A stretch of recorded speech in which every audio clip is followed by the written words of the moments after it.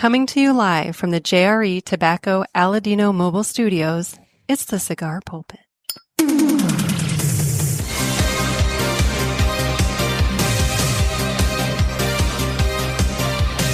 Hello, everybody, and welcome to another sermon from the Cigar Pulpit. I'm the Bishop of the Burn, Nick, and today I am going to be joined by Aladino Sales Director Trey Shipley, and we are going to go over our 2025 New Year's resolutions.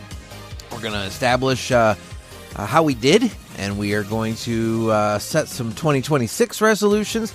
And we're also going to get in a conversation about just kind of 2025 as a year, you know, some of the observations that we had, both about life and the industry itself. So why don't I just go ahead and jump right into that, and I'll catch you guys on the other side. Thanks.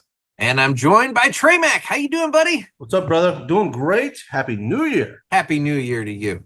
So we did resolutions last year, and so part of this, I've been being bombarded by people asking me to follow up on said resolutions to figure out how we did and everything else. So we're jumping right into that, huh? We're going to. But first, I need to get a cigar going. You're sitting inside, so you're not going to smoke, are you? I'm screwed. That might be a New Year's resolution. It should be. What are you drinking, though? Oh, I just went to Texas. Came back. Yeah. From Texas. Yeah. One of my favorite things. Every time I'm in Texas, Topo Chico. Oh, look at you. I love Topo Chico. I didn't know if that was some sort of fancy lemonade or something like that. No, it's do you guys get Topo Chico in your area? I don't know. I'll have to look for it. It's like sparkling mineral water that's actually like I don't know, good. Okay. It's great, but like you usually have to go somewhere where there's like people from Mexico. Okay. So when I'm in Texas, it's Topo Chico time. Topo Chico. No, I'm still on the hunt for the perfect lemonade. So, you know what?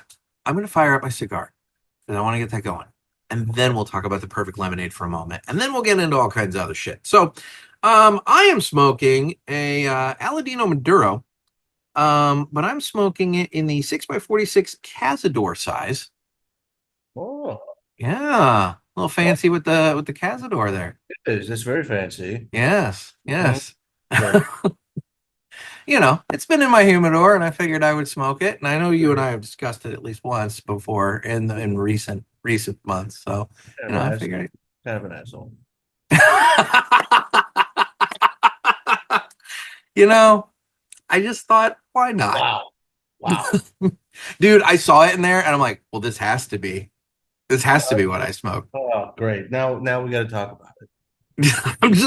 I mean, we don't have to talk about shit. I'm just saying that, you know. That cigar. I love that size. I mean, this is not a bad size. It's a nice, you know, slender. It's a slender. Where did you get that? Fuck if I know. Dude, it was in my cabinet humidor. I was going through looking for some Aladino products. I found a fucking Corojo Reserva, and I'm like, sweet. I didn't know I still had this. Perfect. I'm gonna smoke this. And then all of a sudden this was there, and I'm like, what is that? And I pick it up and I look at the back and I see, you know, Cazador, and I'm like, well, son of a bitch, I know what that is, and I'm gonna smoke that with him. Because I don't think I would have given that to you. Well, I got it somewhere. Oh my God. So I've got it. So I'm gonna cut this guy. And the official cutting is brought to you by two guys. Oh, wait, well, I'm sorry. No, of course you are. Okay. I thought you were. I won't have a Cazador, and probably won't have one tomorrow, and probably won't have one. Probably ever again. Smoke that bitch. Two guys. TwoGuysCigars.com. That's the number 2GuysCigars.com. They are the trusted name in the cigar industry. Been around for 40 years. Everybody knows Two Guys. But if you don't, please give them a try. You won't be sorry. Family owned and operated. TwoGuysCigars.com does the very best to provide a great selection, fair prices, and excellent customer service. Don't think you're going to find the Cazador there, though. Just a guess. Probably not. Don't think you're going to find the Cazador. But please go to TwoGuysCigars.com for your next cigar purchase. Tell them that the Cigar Pulpit sent you. And remember, that's the number 2GuysCigars.com. And with that, I'm going to go ahead and cut my cigar. Yeah. So, anyway. Figured I'd... Yeah, it's pretty cool, bud. That's pretty cool. I mean, you know. I just, like I said, I saw it, it hit me, and I'm like, I'm gonna do it. I'm just gonna go ahead. So to inform the people out there, if you see a Cazador of any Aladino product, I would probably go ahead and buy it this year. Yeah. Because what we've made is what we made, and it sounds like they're going extinct. Yeah. So I love the Cazador size. That's like one of my go-to sizes. Apparently, the rest of the United States really not into the Cazador size, which kind of makes me a little sad. Now question, is this part of the sampler box that you guys do with the different Cuban sizes? It is, and we'll continue to make the sampler box. So we'll always like make them, just not like we do. You now. won't make boxes of just Yeah. Cazadors like you do. I gotcha. Okay. Which that's the 46 by 6. I mean, that's like, I love that size. I love Corona Gordas. Like that's technically my favorite size of cigar, period. Well, there you go. But so you have to look at things and be like, it's not about me, it's about the consumer. And the consumer wants Sparklers, black caps, big ring gauges. Yeah. Ladyfingers. Okay. I mean, everybody. Well, not everybody, but I like. Somebody out there is laughing at that. I like ladyfingers. Anyway, all right. So, yeah. So that's a little bit of a change to the catalog. The Cazador is going away. So, so what else? What else was going on with you, buddy? It's been a minute. It's been a minute. I haven't been on for a bit. It's been a little bit. Probably 3 months, maybe. I don't know. Oh, I don't think it's been quite that long, has it? Oh, I don't know. I probably should have looked. I went back to last year to figure out what our resolutions were. I didn't bother to look and see the last time you were actually on. So that'll be great. I'll just bend over for that one. There you go. What the resolution? The resolutions? Probably. I don't know. I don't remember them, but now come on. Now I texted you with the resolution. Come on, I'm playing a character. Oh, okay. Well, but I've seen you in person more than I've seen you on the show. Oh, valid. Probably. It might be true this year. It's getting thicker. That actually might be true. It very well might be. It might be. Definitely going to be true for 2026, I think. Because shit, I'll be seeing you in very soon. Less than 3 weeks. Yeah. Yeah. Oh boy. I gotta get ready. I get to meet Panama Jack. I hope you guys are both there at the same time, because it looks like you're gonna be. Yeah, I got a pirate buddy he lives in Panama that says he's coming up that same time. And when I say pirate, I mean he's got a parrot and an island girl and a boat. You have a peg leg and an eye patch. He's working on it. He's going that direction. Okay. The diabetes is going to claim the one leg, and that'll be the. He's got a machete. He's gone full native. Okay. Well, there you go. Well, cool. So what else what's been going on? Did you have good holidays? Yeah, it was a good holiday. It was different. Yeah. I'm still adjusting to Florida. Well, yeah, you're in warmer temperatures. Yeah. For the holidays. So it's still like you don't feel, and I guess that's one thing you could say is a downside to being in a place like Florida, is that there's no like seasonal change that gets you like in the mood. You kind of like tend to forget. You're like, oh, this week is Thanksgiving. What? Oh, in all fairness, Christmas? This did not feel like Christmas this year. Okay. Like I put up my tree and I put the balls, the ball ornaments on it, the ones you fluff out. But I didn't bother getting out the actual like legit ornament. I just did the balls and that was that. I mean, like I didn't put any ornaments on the tree. They were in the tub next to the tree in the living room, like ready to be put on. And all that happened was took the tree down, put it all right back up in the attic. It's like I just didn't bother. I didn't put out I didn't wrap presents. Like my kid doesn't care about unwrapping presents. It's an extra chore. So like I just gave him. I mean, I handed. He was happy. It's like I didn't wrap anything. This did not feel like Christmas this year. This whole year didn't feel like a year. This whole year was Yeah, it was a weird year. I don't think I'm just talking for us. I think everybody else knows this year was just. It was a bizarre year. Yeah. A really bizarre year, depending upon what aspect you want to, Yeah. look at. I But think I already know the title for this show. what's that? 2025, the year I just did the balls. The year I just did. My God. You said it. I did say it. You know what? The year I just did the balls.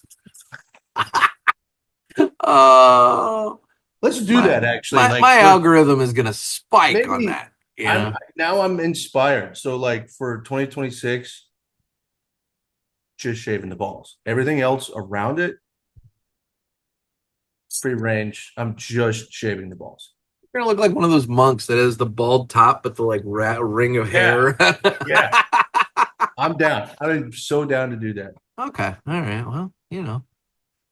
Well, there you go. Well, one of your resolutions for 2025 was to get a Floridian girlfriend. I mean, I don't know how she's going to care about. Was that really one of my resolutions? It was indeed. It was actually your third of four. You had 4 resolutions. That was your third.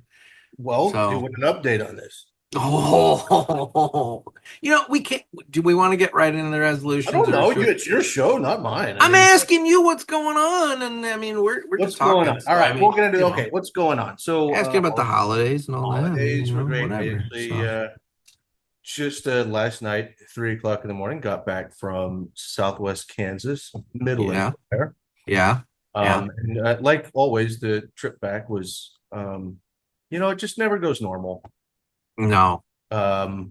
Which I had a delightful conversation with a girl originally from Indiana, for multiple hours. Yeah. Because so we got on the plane, second plane. I'm in Dallas. Get on the plane to come to Florida. Everything's going good. And I'm sitting in the exit row, getting my leg room action. And this cute girl comes walking by, and she's wearing a IU University hoodie. And so I said, go IU, because they're going for a national title. They might actually win the national title in football, which would be like the greatest turnaround story of all time. Okay. So I yelled at her, and she's like, hell yeah, heck yeah. And she actually sits down across the aisle from me. Like, I was like, that's your seat? She's like, yeah. And I'm like, oh, well, cool. We start chatting. We have a great time. And then we go to pull off the ramp. We're talking football and all that, because she worked in athletics. I used to work in athletics. Cool deal. As we're starting to taxi out, all of a sudden the plane stops. And never good. No, it's not good. Went off to the abrupt stop. And the guy comes on and he says, we've got a computer malfunction. We're going to go back into the gate, and we're going to fix this computer before we take off, which to me, I'm like, well, that's good. I'm glad the computer went out. Meow. Yeah. Not up. Yeah. Yeah. So, they're there trying to fix the computer. 30 minutes go by. We're like, well, this wasn't to hit the power button, reset. It's obviously more serious than that. So her and I just start getting to know each other, back and forth, back and forth, back and forth. It keeps going. Then we start making jokes. And I'm like, look at this in the cockpit. Now we've got a guy that invented the internet. I mean, this guy was like 85 years old. What the fuck does he know about? You had Al Gore on your plane? It might have been. It might have been Al Gore's dad. Yeah, you got that series of tubes, Yeah. So he's in there, and I'm like, that guy's never going to fix a computer. He might have invented it, but he's not going to fix it. And then all of a sudden, we get this young guy that stood up from inside the plane and walked into the cockpit. Oh, fuck. Which I'm like, whoa. Well, he must have been some sort of tech bro, because they started listening to everything he told them. Yeah. And I'm like, what is going on? Like, it's bizarre. Well, 3 hours go by. Oh, my God. And we're just sitting there. It's miserable. 3 hours of recycled air. 3 hours. And they didn't give us like that final word until it hit that right at that 3 hour mark. When all of a sudden they're like, well, folks, it looks like this issue is a little bit more serious than we initially thought it was going to be. I'm like, yeah, no shit. Yeah. And they're like, we're gonna have to deplane, and we're gonna try to find you guys another plane. It's awesome. Yeah. So we waited another hour and a half for a plane that then got us back to Florida at like 3 o'clock in the morning. So that's travel story number one from the. But how did it go with the girl from Indiana? Oh, she's married. Oh, of course she is. Yeah. I mean, Cool. happily? I think so. Oh, okay. Yeah, I'm pretty. Yeah, but they would like me to come to their church. So. Oh. Oh boy. Yeah. Yeah. So there's Oh that. boy. It's just giving you the Oh boy. fact. Oh my. There's so much there. Oh yeah. Oh God. So that was the New Year's travel. Christmas travel brought a whole different set of things. And anybody out there that wants to Google this, go ahead and Google it. Your boy was there front and center. Oh, is this the thing? Mm-hmm. Oh yeah. So I'm trying to make it down to Miami for our Christmas with the Aroas. Yeah. And I was supposed to be there at a certain time at night, and I'm stuck on I-4 because I got to not witness something that's crazy. I didn't actually witness it. And I didn't realize what it was until I scooted along the road and was like, oh, holy shit. Yeah. Yeah. So again, I'm stuck on I-4 for like 4 hours, not moving. And I was like, whatever wreck there was, there's been like 20 police cars and like 8 fire trucks. Like something major is like right in front of me because I can see the trucks. I can see the cops. It's right in front of me. Something very major happened. Finally get to go around whatever's going on. I was like, oh, major is an understatement. Somebody landed a plane on I-4 crossways. Yeah. So I remember when this went down. Both directions. And the really the crazy thing was it was dark when this happened. Uh-huh. Like the sun had just gone down. And I didn't see a plane fall from the sky. You would think would have seen it. You would have hoped, but evidently not. Now the footage, there was somebody that had dash cam footage of the crash, and it came from behind me, which is even so more it terrifying. went over you. Yes. Yeah. Yeah. And it landed on a car going down I-4. Yeah. Which you almost would. I have questions about that. Like you can't I mean, I don't know. I'm not a pilot. So I might be maybe putting more into this. But like there's no way you could have I don't know, done something to prevent landing on a car. Well, so from what I've talked to other people, or did they want to run or land on a car? From other pilots I've talked to, they're like, yeah, the first thing you look for is a highway.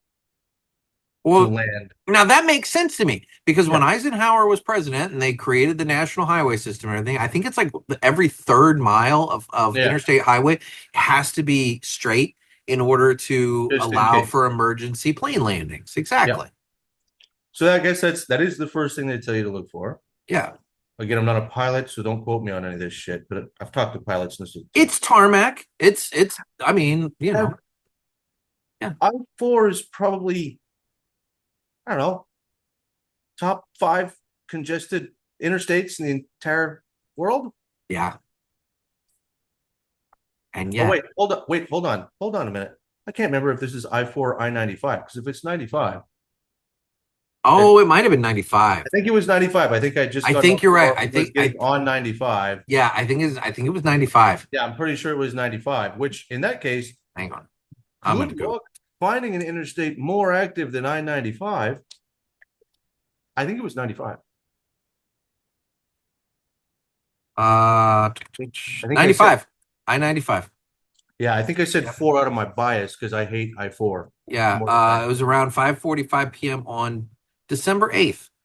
So it was early in the month, you know. But yeah, it was like 3 weeks ago. Came down on a 2023 Toyota Camry, Which driving down Interstate 95 in Cocoa, Florida, around 5:45 p.m. on December 8th. that is where you switch from Florida to 95. Yeah. So If I were Toyota, all you got to do, guys, if you want to watch this video, just Google plane lands on car in Florida, and like CNN has the video of it. Like everybody's got the video. Like now, granted, there's this fake one that has like a 747 landing on a car in Florida. It wasn't that big of a plane, guys, No. but you know, it was like a Cessna. little Cessna thing or something like that. But yeah, no, it's right there. But I don't think that's the highway I would have chose to land on. There's a car every 20 feet. Look, man, when you're coming down and you're looking for highway, maybe that's all they found. But like, there's a lot of marshland. well, and therein is a valid point. You know, maybe going for the marshland might be a little soft, kind of wet, moist, perhaps. Moist. Might have gators though. Yeah, so I'm like, maybe this pilot's selfish. He was just worried about getting eaten by a gator himself. Let's crash on these cars. I mean, let's be real. Who wants to be eaten by a gator? I mean, I'd rather not. That's what I'm saying. Gator Calhoun has He's got his eyes directly on one professional wrestler we know. Yeah, he's got a lot of notches on his belt too. Gator Calhoun. So yeah, never thought I'd be involved in, being, when I say it was right behind it, I had to have been less than a quarter mile behind it. Yeah. Probably an eighth of a mile. Yeah. Like I should have been able to see it. And yet Did not. Wow. No. So I remember being that Camry. Well, yeah, no shit. You're just driving down the road in your 2023 Toyota Camry, and all of a sudden, boom, it's like, what the hell? It's like Final Destination shit. Right? Because it came from behind the Camry. He never saw it. Oh. And then to make it even crazier, this is why if I was Toyota, I would use this as a commercial all day, every day. Yeah. Because somehow, some way, sounds like nobody died. Mm-hmm. So a plane landed on top of a Camry and it didn't kill anyone. Everybody's okay. What? You're right. That would make a good commercial. I would play that nonstop. Yeah. Just be like, can take a plane. Yeah. And keep going.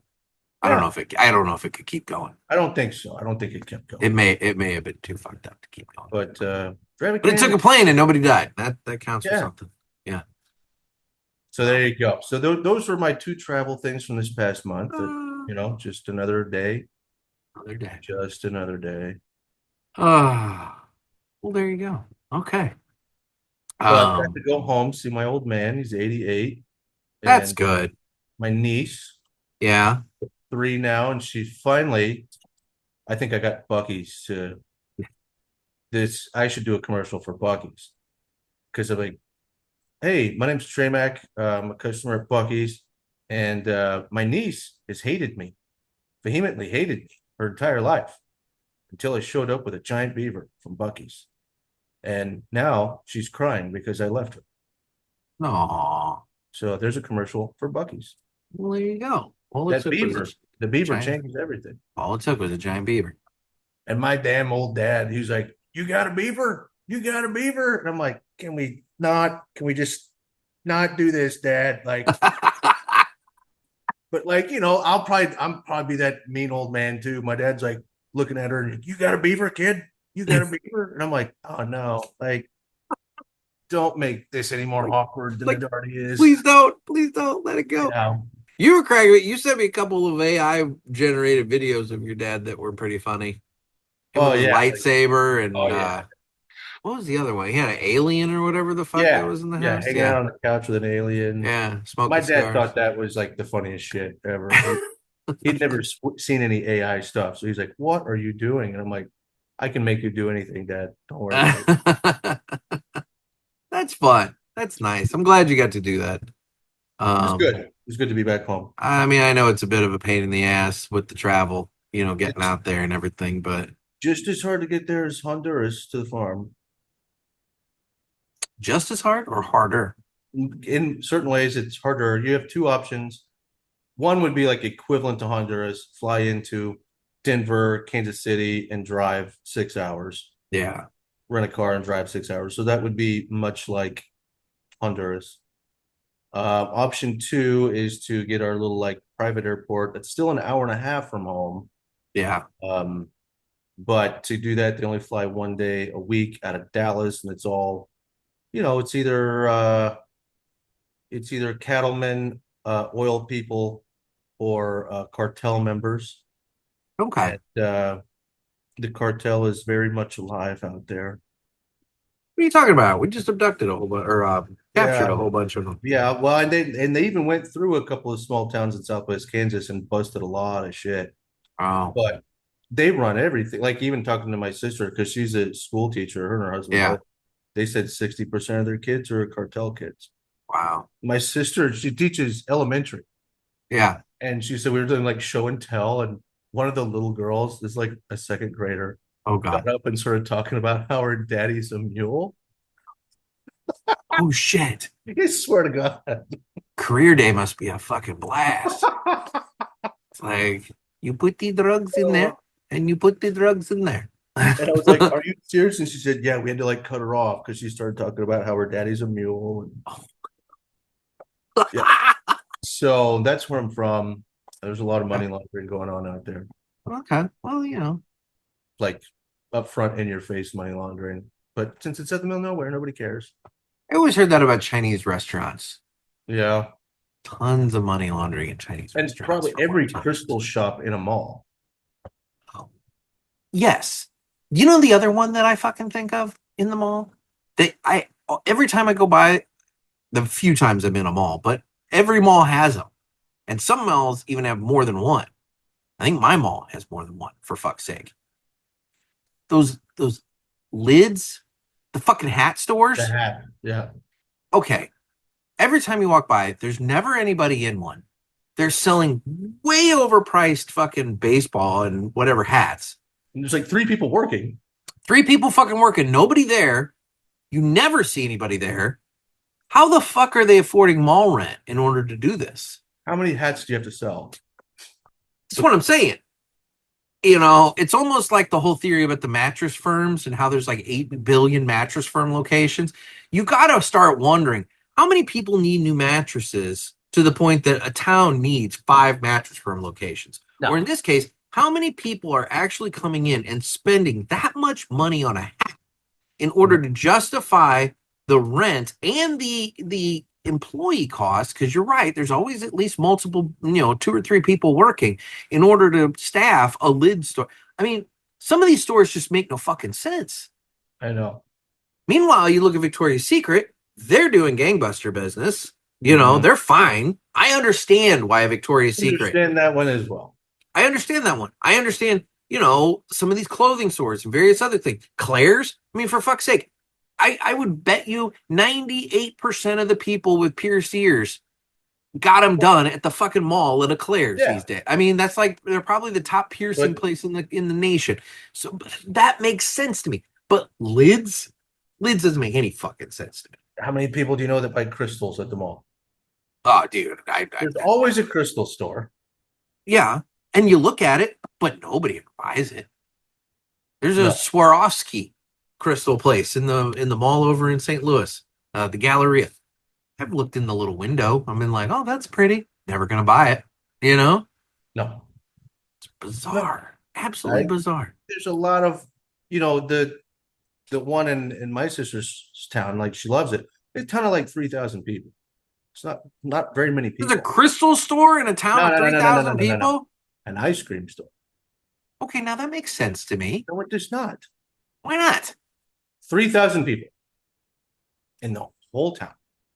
Yeah, I mean, how many people per 1,000 need ice cream on a daily basis? Well, not on a daily basis. That's a summertime thing right there. That's you open in maybe beginning of May and you close at like October 1st, that kind of thing. And this maybe Halloween, And this is a place that's like 4 months out of the year is like colder than shit. Mm-hmm. And then 2 more months. Shit, I don't even have any ice cream places that are open year round around here. Exactly. Well, the Dunkin' does have Baskin Robbins in it. So I guess I could go there if I wanted. But otherwise, I can't. But Yeah. they're being subsidized by the donuts. And Culver's. They have the custard all year. But like, yes, exactly. I can't go to like ice cream specific places all year long. No, that's all this place serves. And it's super nice. That all downtown used to be totally run down because everybody left all these tiny towns in the middle of nowhere. Now all of a sudden they're all renovated and they all have businesses. And yet I'm like, where's the money coming from? Like, how many people need ice cream in a town of 3,000 people? How do you keep the doors open? That's not what I would do. Well, I'll tell you, if the cartel needs a town to renovate and make nice, I can think of a couple in Southern Illinois that could use a little bit of TLC. I mean, look, the people there will turn their eyes away from any sort of business as long as the town is doing okay. They're not. I mentioned it to my sister because my sister's an artist, and all of a sudden, too, there's another weird thing. They never had this when I was growing up. They have an art gallery. Really? And my sister has her stuff. There's plenty of paintings and from all sorts of artists. I'm like, there's 3,000 people live here. And so I first off told my sister, I was like, you need to reconsider how you do your art out here. She's like, what do you mean? And I was like, what's the most expensive piece of art in that building? It was probably like $800. Yeah. And I was like, put something in there for $5,000. Just to see. And my sister's like, I don't have anything over $400. And I'm like, don't care. Your next painting, $5,000. Yeah. And she's like, why would I do that? And I'm like, it's for money laundering. It's the cartel out here. You can't tell me there's an art gallery in a town of 3,000 people that actually does worth the shit unless they're buying certain people are buying all that art. Yeah. So if you're gonna help them by laundering by giving them artwork, make $5,000 off of a painting instead of $800. Yeah. You know what? I like that. I told you her get yours, I told her if she didn't do it, I was gonna. I could make some paintings. Yeah. I could do that nouveau avant-garde shit where I just splash paint it on the thing. I could get Max to do some paintings for me. See? We could. Oh yeah, I mean, shit. His color theory is out of this world. See? I know. Holy shit. So interesting. Okay. It's an interesting place out there in the middle of nowhere, hard to get to. A lot of weird shit goes down. Okay. So did that and got home. All right. Well, there we go. That's the holidays. So let's pivot now. Let's pivot to looking back over the year that was. Before we get to the resolutions, do you have any sort of like overarching thoughts related to the industry for 2025 that you wish to share? Let's put it that way. Yeah. There's a lot of bullshit. Well, yeah. A lot of bullshit. It drives me nuts, and I don't think the industry can get better if we don't like stop the bullshit. Okay. You and I talk privately about something. Yeah, we do. So I'm trying to think of how to put this like professional. The industry definitely lost a lot of ground. We were up, but slightly. And from a lot of companies I've talked to that don't BS, like there's one in particular that was like, you're the only company I know that was genuinely up this year. And I was like, well, the scary thing about that is that really you're only up because there was a price increase. Yeah. And when you look at the trend in how many cigars are actually smoked, it's drastically decreasing. Oh, but wait, I thought import numbers are up. And you said it, not me. Just pointing out what I've been reading on various places. It's you see magazine and blog post articles talking about how import numbers are up. You just kind of have to assume that's the case. On top of that, more people buy magazines now than ever before. Oh, don't, yeah. Trust me. Don't get me started on that. Don't tell me those numbers. I don't know anybody that buys the magazine. Explain to me how a magazine can go from around 3,000 digital subscribers consistently for like 6 years or better, but then all of a sudden in 2025 jump to like 12,000. They met the right bot in India. I mean, yeah, I trust me, as a publisher, I would give my left nut to see my fucking digital subscriptions increase, that dramatically in 1 year, to go from 3,000 to 12,000 in 1 year. And also, I might add, see the print side either stay even or slightly increase. But that's a whole different conversation. Let's say, for those of you listening, I've crunched some numbers. Finally got around to that. But yeah. So yeah, it's weird. I don't like it. It's just gross to me when I see that type of shit. Where I'm like, we really all need to be freaking honest. Like, if you want things to actually improve and give the consumer what they want, you have to first be honest with yourself about the current situation, and then make the proper adjustments. The industry's not doing that. No, that's a valid point. Now. You have data, you have insider data, and I'm not saying just that's inside. You have insight into your own world, at least. I come at it more as like the anecdotal consumer with the media ish. I put ish on it, hat on, and I'm looking at things. I think that there was a trend there for a little while for the higher dollar cigars. The newer ones coming out were more higher dollar. I feel like this past year, you saw that trend kind of like slowing dramatically, and I feel like there were plenty of cigars that came out at a more budget friendly kind of, not budget friendly, but still better than, you didn't see the $100 and $300 cigars this year. No, I think what you're saying though needs like an important distinction. Because what we now consider a pricey cigar is so different than what we would have said just a couple of years ago. True. So I would have told you just a couple of years ago that a $20 cigar was extremely expensive. And now we're talking about expensive cigars being like 40, 50, 100. It's insane. It is. Completely insane. For like us, like we put out our first expensive cigar at $22, and we were worried about that, but the industry had changed so much that like a $22 cigar is not considered like an expensive cigar. The 85th. Yeah, the 85th. The other thing I will point out is, at least, and I will say I haven't smoked a ton of those, but the ones that I have smoked, they smoke like a $22 cigar. I don't feel like that's a ripoff, but there are plenty of cigars that I've had where the experience doesn't match the price, which leads me to another issue that I had with a $17 cigar that I smoked right around Christmas time. And it was just a very poor smoke. It had all kinds of problems. And it's one that admittedly I stayed away from that brand for quite some time because I had problems during COVID with it. And I came back I gave it another try. I just randomly was in the humidor. I saw it. And I'm like, fuck it. I'll give it another try. And the new try was not great. I mean, it was another poor experience.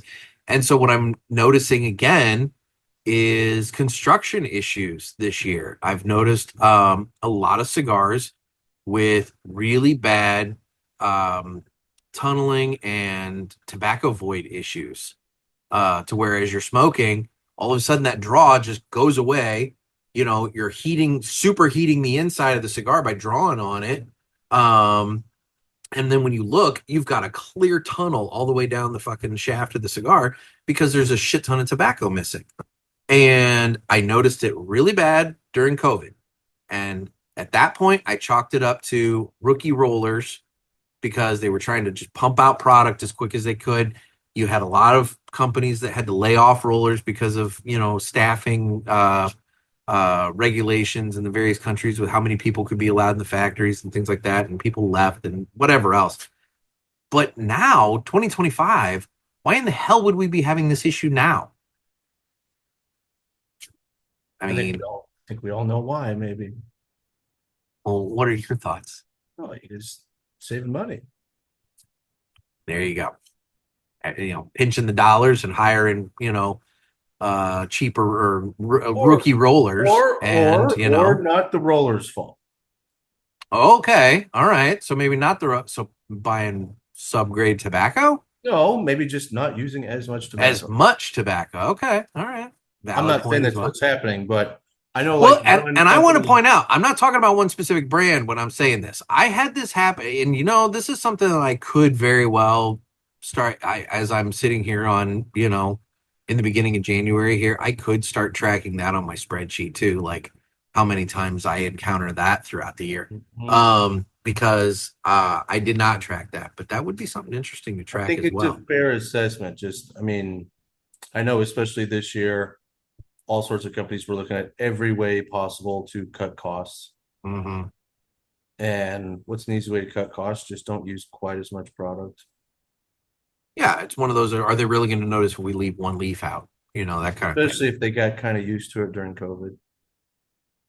And not saying that's but see, that's the thing. I got it happened during 2020, but then it got better, and then it got better, and then this year I experienced it a lot. And again, for me, there was one specific company where, like, everything I smoked from them this year, I was like, not enough tobacco in this year. Okay. We need to remember to revisit that at the end after we get off the thing, because I don't want to throw anybody under the bus, but I want to know if your experience and my experience cross. So okay, that'd be interesting. I would be curious to know, because there's at least a couple in mind that I'm like, I had this issue. So, and I do think that certain companies have crossed the Rubicon where they are now charging too much money. And I 100% believe that. I think some people got a little too greedy and they went a little too far. I've heard way too many store owners tell me sales are down on this brand, that brand. And they all say it's price related. And I'm like, price increases happen. It's a part of life for all of us. Yeah. But then we're like, really? That much? Well, let's be real. It was real easy to blame the boogeyman of the tariff, Yeah. And you can make all these different adjustments and blame the tariff and that sort of thing.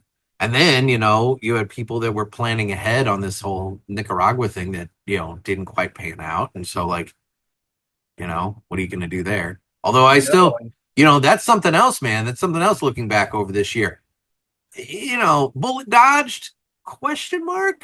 Because, especially after what happened, was that yesterday? Yeah, with the Venezuela deal. I mean, they're not messing around, okay? No. Things could go very interesting, and it's not like Nicaragua's far from Venezuela, And I would say that should have been another red flag. Look what we did to Venezuela. Mm-hmm. We all know that. I mean, the vice president was in Russia. China had been in there the day before. Like, it's all related. Yeah. That was a big sign. Hey, we're not anybody that sides with these people. We are not messing around. Stop siding with them. Yeah. So for fuck's sake, people, like, yeah, I guess I mean, I get it if a company is like so invested in that country that they're just like, we literally financially cannot get out of here. Like we're stuck. Kind of sucks. Kind of short-sighted on some of their part, to that degree. Again, I said it in the episode where I talked about the bullet dodge, quote unquote.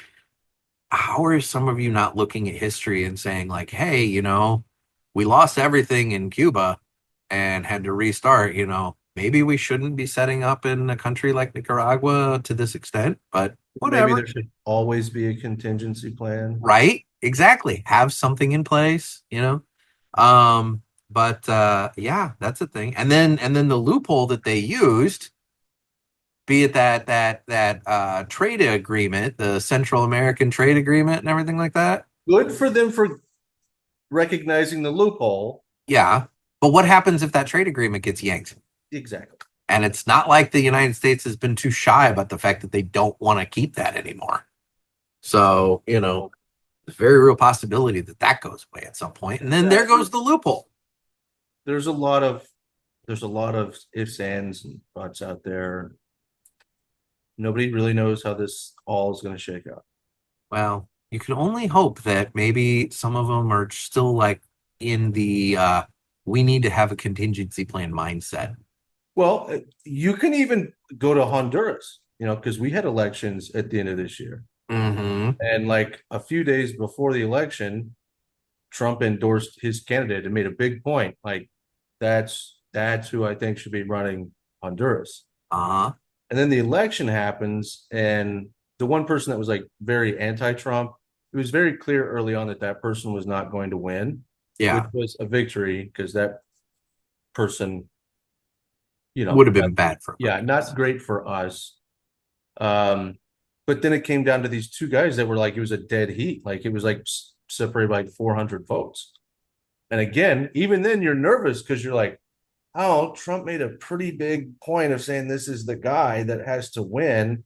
And is he? And what happens if he doesn't? Uh-huh. And the whole thing took like a month to shake out. Uh-huh. And then finally, Trump's guys miraculously won. So again, like breath of fresh air, like, okay, we're good. That's great. But that could have went south too. Yeah. Yeah. And so now you have two countries that produce a lot of cigars in turmoil, leaving the Dominican Republic as the sole main source of cigars. I mean, I guess there's Costa Rica and all the little Indonesia, all the little guys, but I mean, let's be real.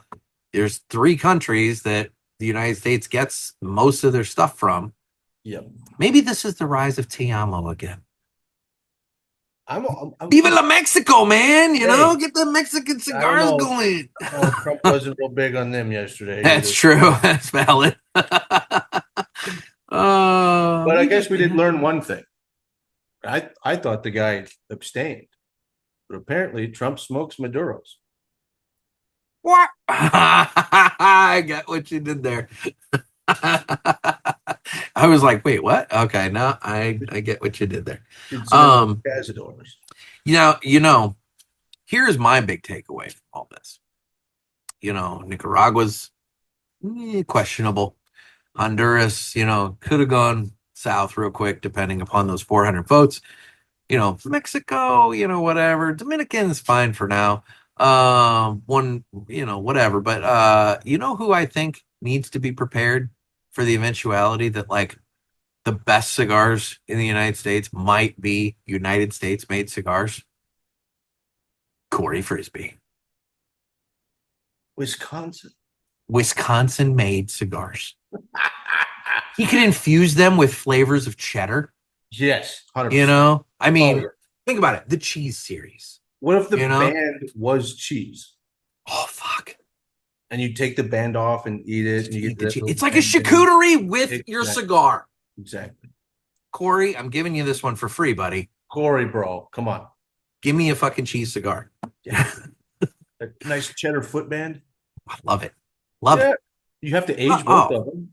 Well, of course, I was going to say your age of cigar, age of cheese. It's a marriage. It's a marriage. Age them together. Let's see what it's like. Brilliant. I love it. Yeah. Wisconsin cigars. What would we call it? I don't even know.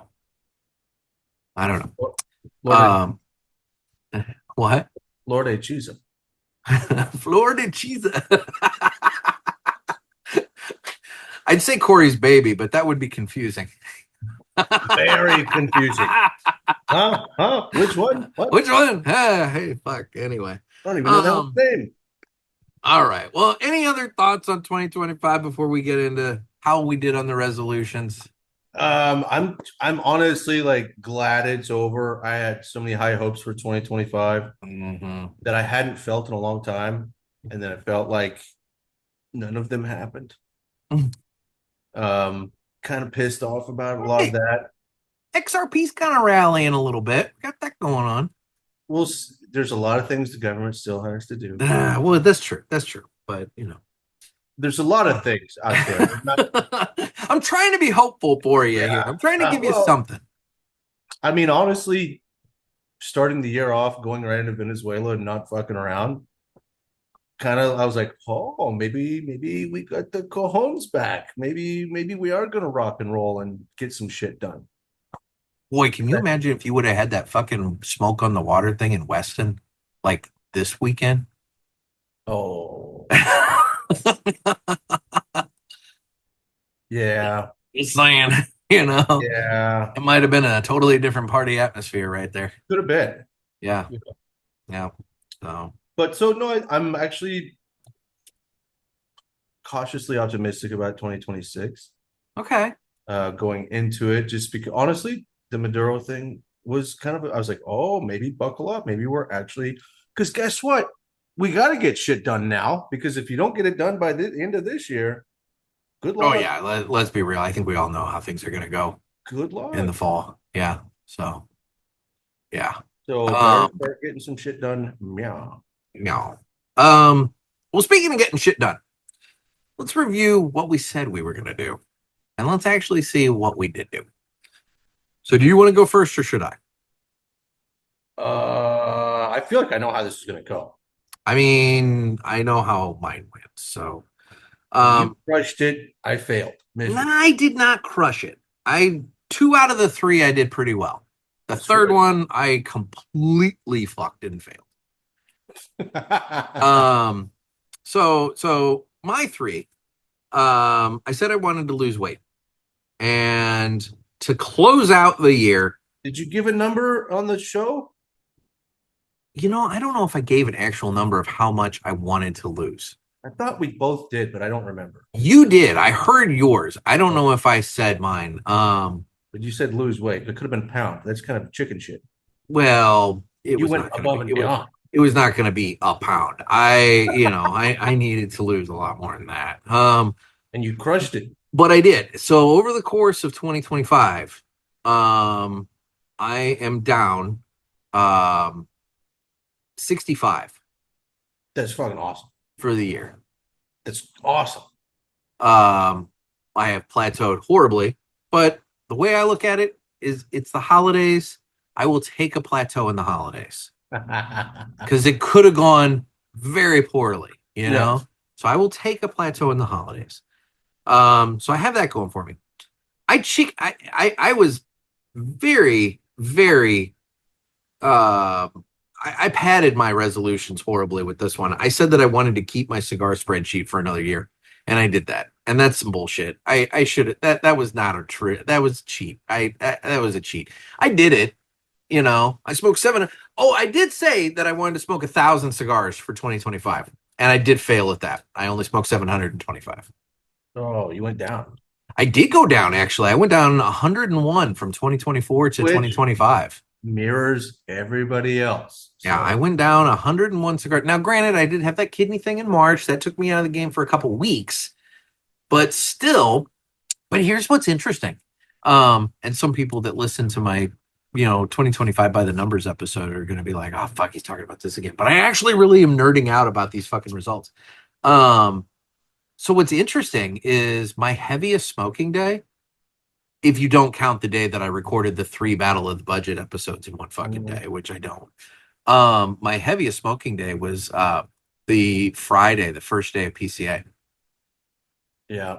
Because if you think about it, that's the day we're sitting in the thing. It's all the speeches and education and various things like that. So all you're doing is sitting and smoking and listening all fucking day.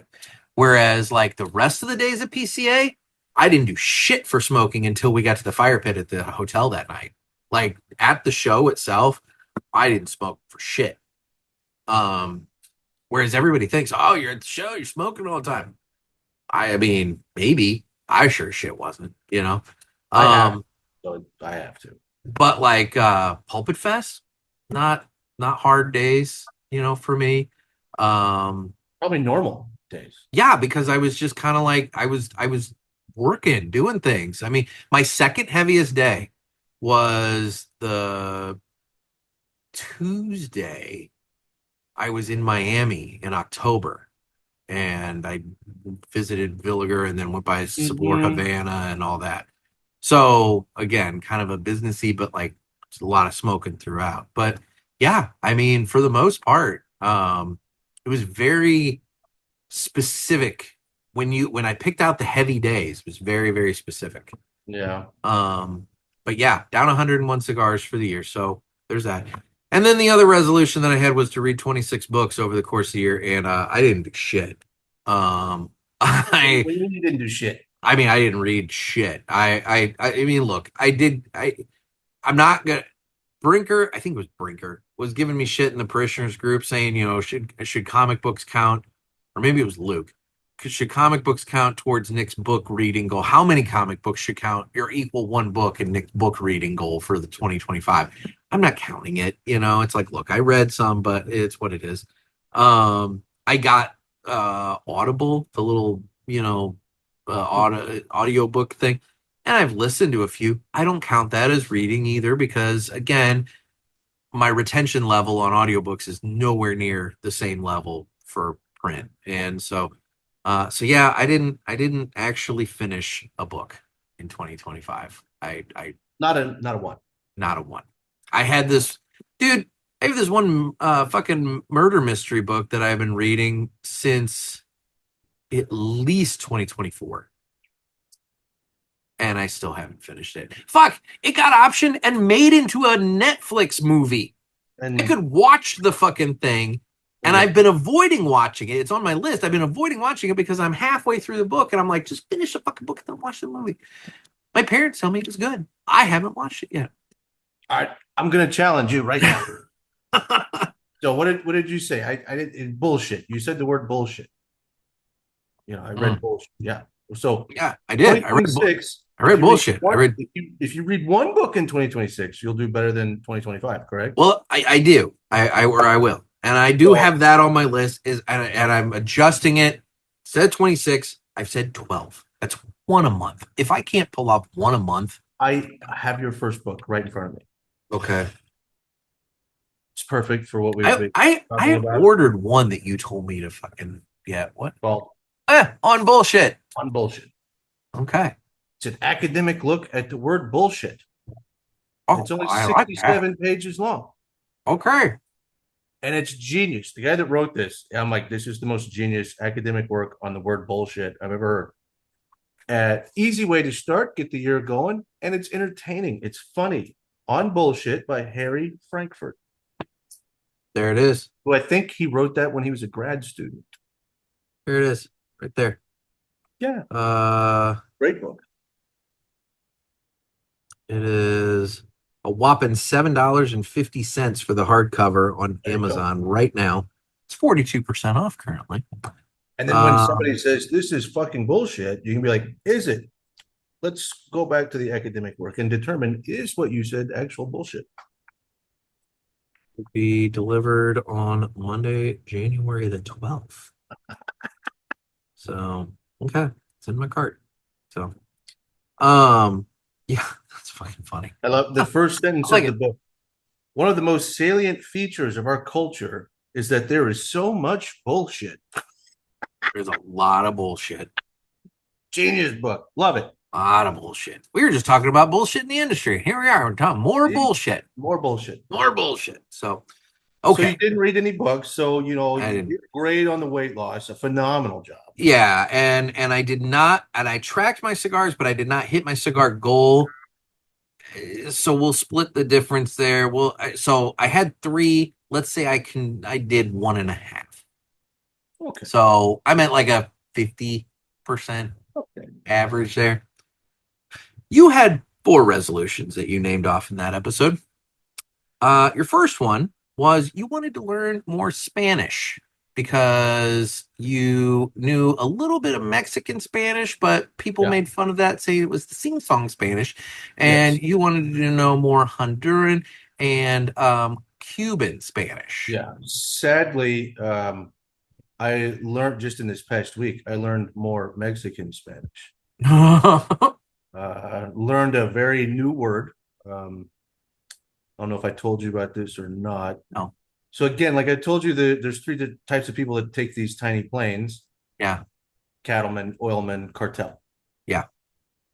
So I get on my seat, and of course, like there's this big hombre sitting in the window seat, and I'm like, first off, we're literally the two whitest people on the plane, and somehow we're sitting with each other.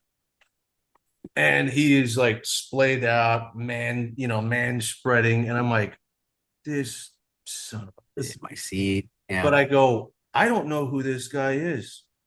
I'm guessing he's not an oilman because he doesn't speak English. Likely not. So that leaves one of two things as a possibility, and I don't want to fuck with it. So I'm just gonna like scrunch myself here. Make yourself small. Yep. And not talk to the guy. Okay. And the lady comes by, it's drink time, right? She comes up and I said, yeah, I'll have coffee, black. Cool. She looks at him and he goes, white coke. Like very, very authoritative. White coke. What is it? Quaco? So she looks at me and I go, she asks him to say it again, and he says it angry again. White coke. Oh. And I'm like, and the waitress looks at me again, and dude is getting pissed. Yeah. So he tries to say it again, and I'm like, and I looked at her, I'm like, he wants white coke. And he's like, see, now.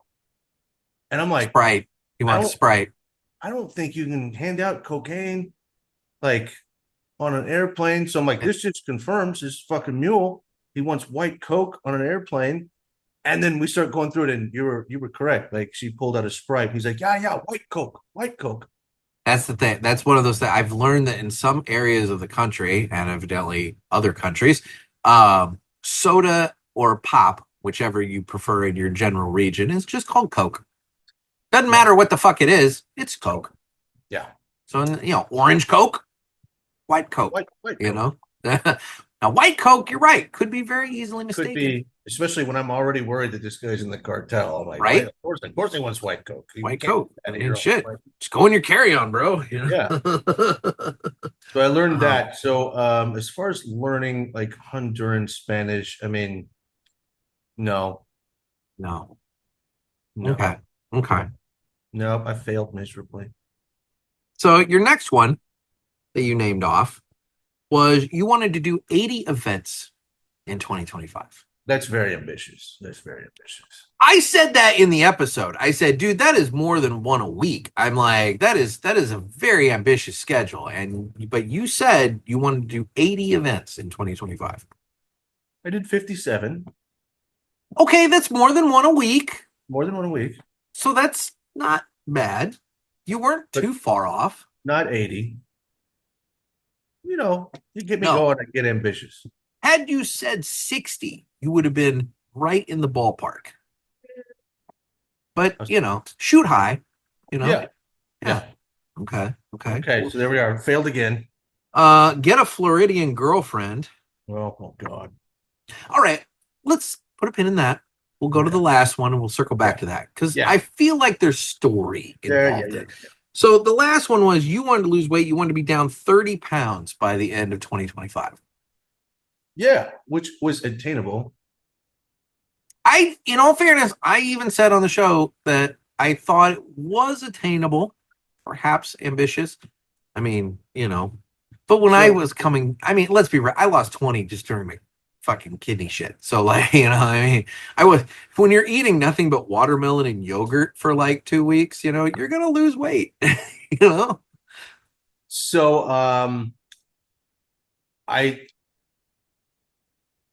if I would have been active, probably would have happened. So how did it go with the burrito cookie diet? Oh, that went great. In fact, that was really like I lost weight on the burrito cookie diet. Then just I got to a point where at one point in time, I'd lost 23 pounds on the burrito and cookie diet. Well, shit, you were right there. I know. But then I think I called you on the phone and told you, I'm like, I think I've hit a plateau. I think I've lost all the weight possible on the burritos and cookies. Yeah. because it just kind of stopped. Yeah. And I was like, well, I'm not putting it back on, and I'm eating the same thing, but I think I've lost all the weight possible on a burrito and cookie diet. Now the burrito cookie diet, for those people who are listening, going like, "What the fuck?" I would eat a protein cookie and some caffeine like at brunch time. Uh-huh. So 10 to noon, somewhere in there. Yeah. So, and those protein cookies, then those some of them out there are great. Dude, I have these like Kind brand protein breakfast bars, come 2 in a pack. Those little guys, man, they're packed with it. And like you eat those and they're dense as shit. You're fine for a long time on those things. Yeah, you're good. Yeah. So I would eat a protein cookie at like between 10 and noon. And then I would go eat a Chipotle burrito around 4 to 5. I did see that Chipotle is promoting that they're having the protein bowls, and all it is just a little paper bowl with a bunch of meat. Like basically, you're getting an order of meat in a bowl. That's pretty awesome. But they're selling that, and they're calling it their protein bowl. So I didn't try to do a healthy burrito. Just my you just did your burrito. My burrito, my cookie, every day. And in like 4 months, I'd lost it was 23 pounds at its peak. And then so I thought I was going to get away doing this whole thing, just eating cookies and burritos. Which would have been really funny. I know, that would have been awesome. But then I reached the point of diminishing marginal returns. And I was like, we've gone all the way we can. If I would have then added some activity, probably would have done it. To get that. I did not. And going into Christmas, I had held steady. It was at down 21 for the year. Okay. And after the holidays, now at the end of the year, I'm down 19. Again, so I put on a couple of pounds during the holidays. Again, no, that's close. That's 11 off from your goal, similar to your 23 off from your event goal. I mean, realistically, it's not far, but it's not there, but it's close. Yeah. So honestly, if I didn't eat necessarily any healthier, I just didn't eat as much. Yeah.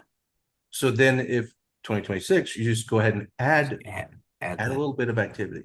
Yeah. Suddenly the game changes. Probably then you do lose the 30. See, and here's the thing. I don't necessarily look at it like either one of, well, I completely failed the book thing. But aside from that, I don't look at this as like a failure, because the ultimate, we talked about this last year too.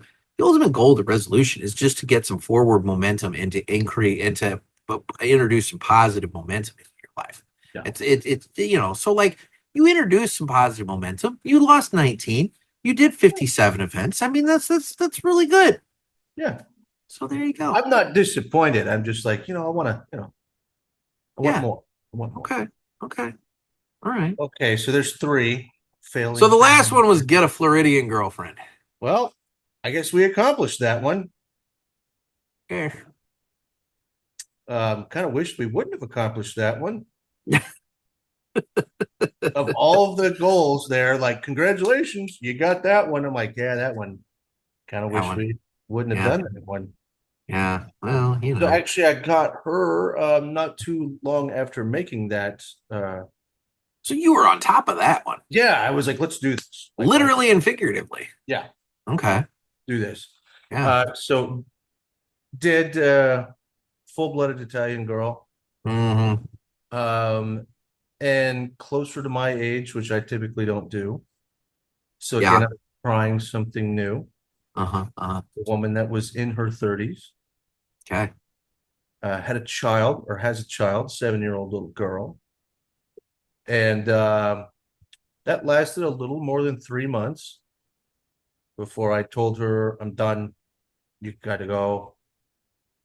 Thank God for AI, Big Brother, and facial recognition, because while I was in PCA, she attempted to come by the apartment. I was alerted through text message by the AI agent that her image was detected on the property. And I said, I scored her off. Yeah. Did. And I never heard from her again until about 2 weeks ago. When at 7 o'clock at night, someone's knocking on my door. Circling back. Yeah. Yep. The cat was scratching at the door. Yeah. And of course, she wanted to rekindle the old flame, but it's really because she needed something. She needed a lot of things, actually. She was actually asking if she could move in. Oh shit! Like, no, No. no, no. So there's a lot more to that story. That's the abridged version. Yeah, we can just leave it at that. We don't yeah. have to get into all the But yeah, of all details. the congratulations, Trey Mack, you made one of your resolutions. That is not the one. No. I will say, I don't feel as though that's one that we can like.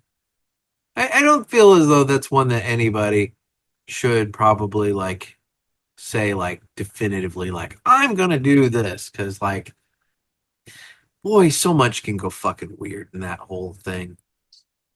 Yeah. I don't know. Shit just kind of tends. I have a whole different outlook. The dating apps, it's such a fucking scam, and you just kind of gotta like let things go, and things will come along, Now, or they won't. You know, you, however, did get a Florida girlfriend. I did. Which, so I guess I picked up your slack.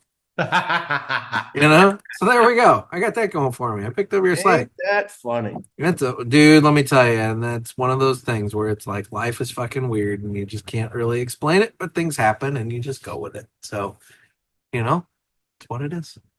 Worked out pretty well. It did. It did. So it's hilarious. By the way, before we go any further, I'd just like to point out that my Cazador, my Maduro Cazador, was very nice. It was good. It was good. Got right about an hour. Right about an hour out of it.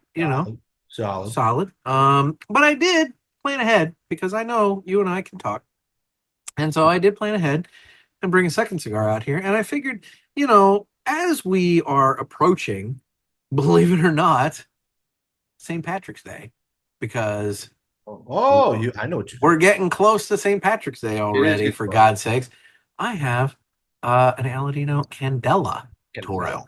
Candela Toro. So, and what's interesting is you look at this, and most people are going to be like, "Oh, Candela is green."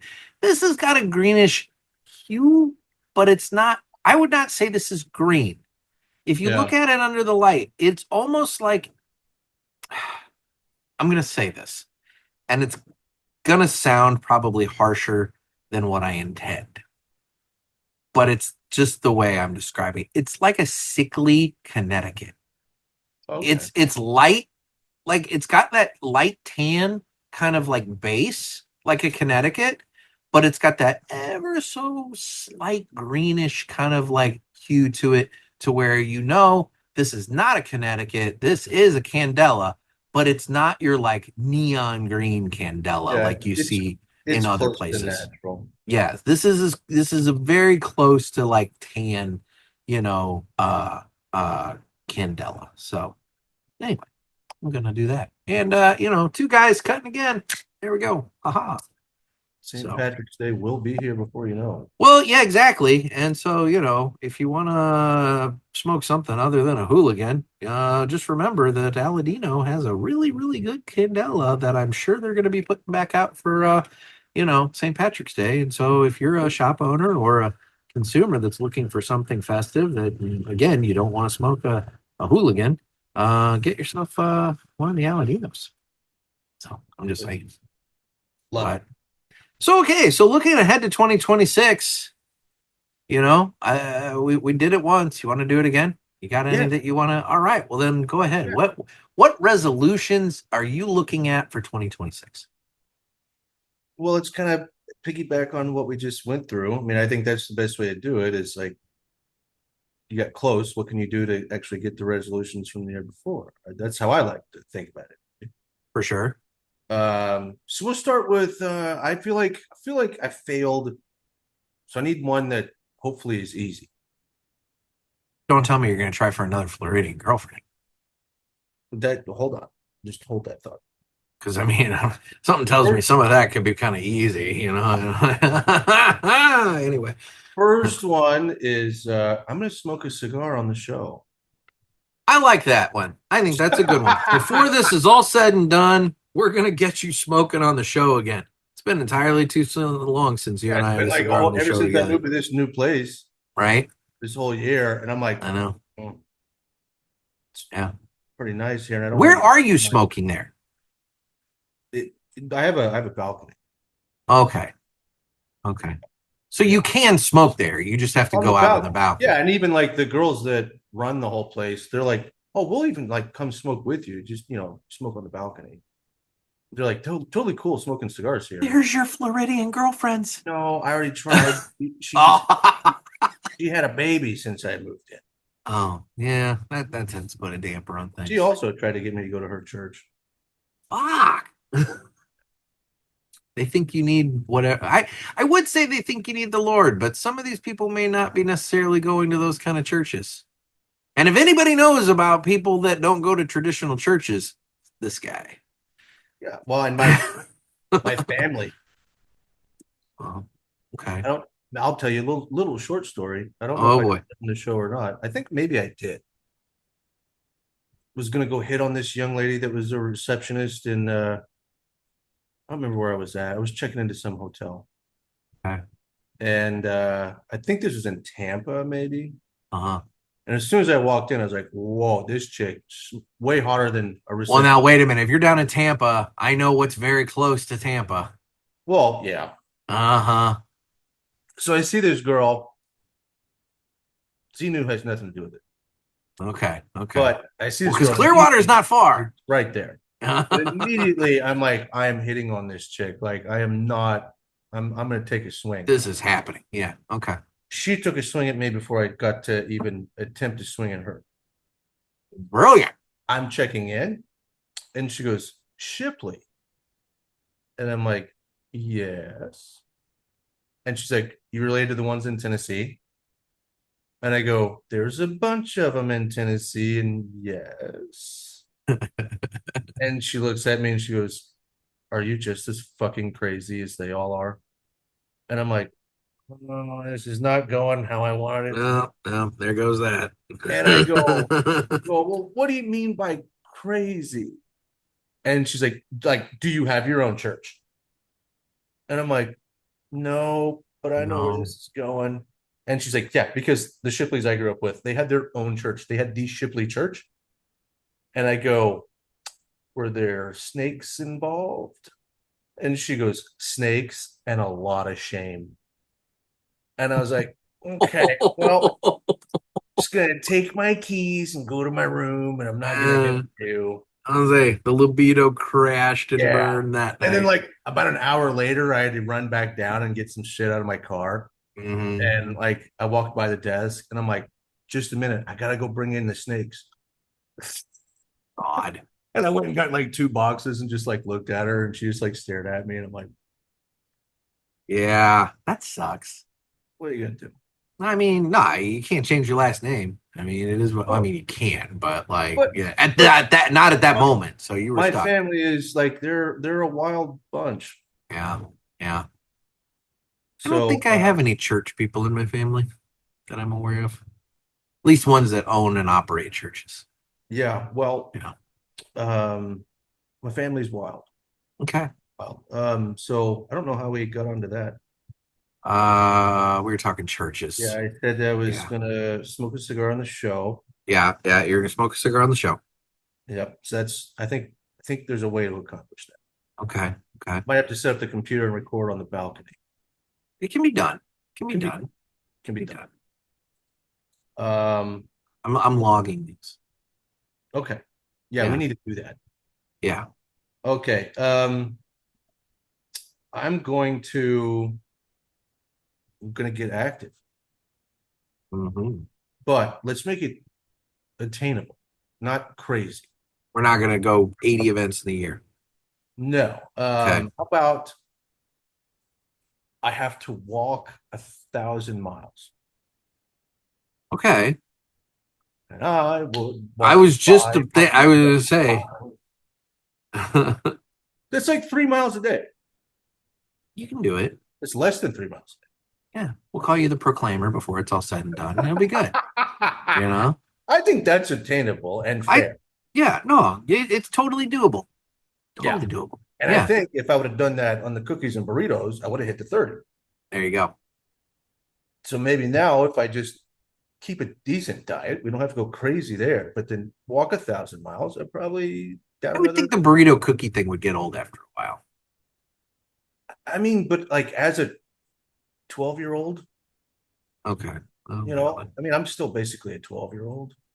Well, aren't we all? It's like eat a cookie, jerk off, eat a burrito, jerk off. Like that's a full day. You got to stay hydrated if you're doing that throughout the day like that. You know, the Pedialyte. Yeah. Pedialyte. They're like, man, you feel maybe that's sick. why I can't get a Floridian girlfriend. They're like, all you do is eat cookies and burritos and masturbate all Jerk the off all the time. Oh my God. Okay. So you're smoking a cigar on the show. You're walking 1,000 miles. Yeah. I need to really make a point to get. I need to get engaged. I hate it, but I know you guys care about it. I need to do social media. So let's do. Boy, I want to do less of it, but you know, it's Same one of those here. things. You got to do what you got to do. But I can't. But okay, let's do this. 500 posts. Ooh. Okay. Now, so now wait a minute. Let's say you cross post between Instagram and Facebook. Does that count as 2 or does that count as 1? No, I think that's 1. Okay. All right. So it's like just want to note. I want one and a half a day. Okay. That's Which sucks, but like they say you need to be posting 3 times a day, which I'm like, yeah, good luck there. Yeah, I was gonna say. I don't know. But I mean, if I wanted to like actually care about it, like when I get back from the farm, You've got tons of content there. All I have to do is take the time to sit down and set it up to where it posts every day these things and then just leave well, it. And I see some of these reps, they're posted in the airport all the fucking time. Yeah. You know, there's something right there. And hell, if you just share what Aladino is posting on a regular basis, that's going to take up a number of your posts, like right there too. Unless you're like, I'm so anti-share. Okay. Like, well, I'm just saying that would pad the numbers. I hate it when somebody shares anything. I'm like, just give me something original. Like, yeah, I get that. I do get that. So I think 500 is a fair number, and at least if I do 300, I did more than this year. Mm-hmm. Well, you know what? When I post the promo for this episode, I will tag you as a collaborator, and then that way it'll count as a post for both of us. Beautiful. So there you go. I'll get you your first. Love it. There you go. Let's do one more. Okay, one more. Because I feel like we've got an activity, social media, cigar related. Yep. But we've left off, the female side of things. Okay. Let's try again. All right. But let's do something different. Okay. Something I've never done before. Okay. And something that's probably a terrible idea. Oh God. I'm going to date a 40-year-old.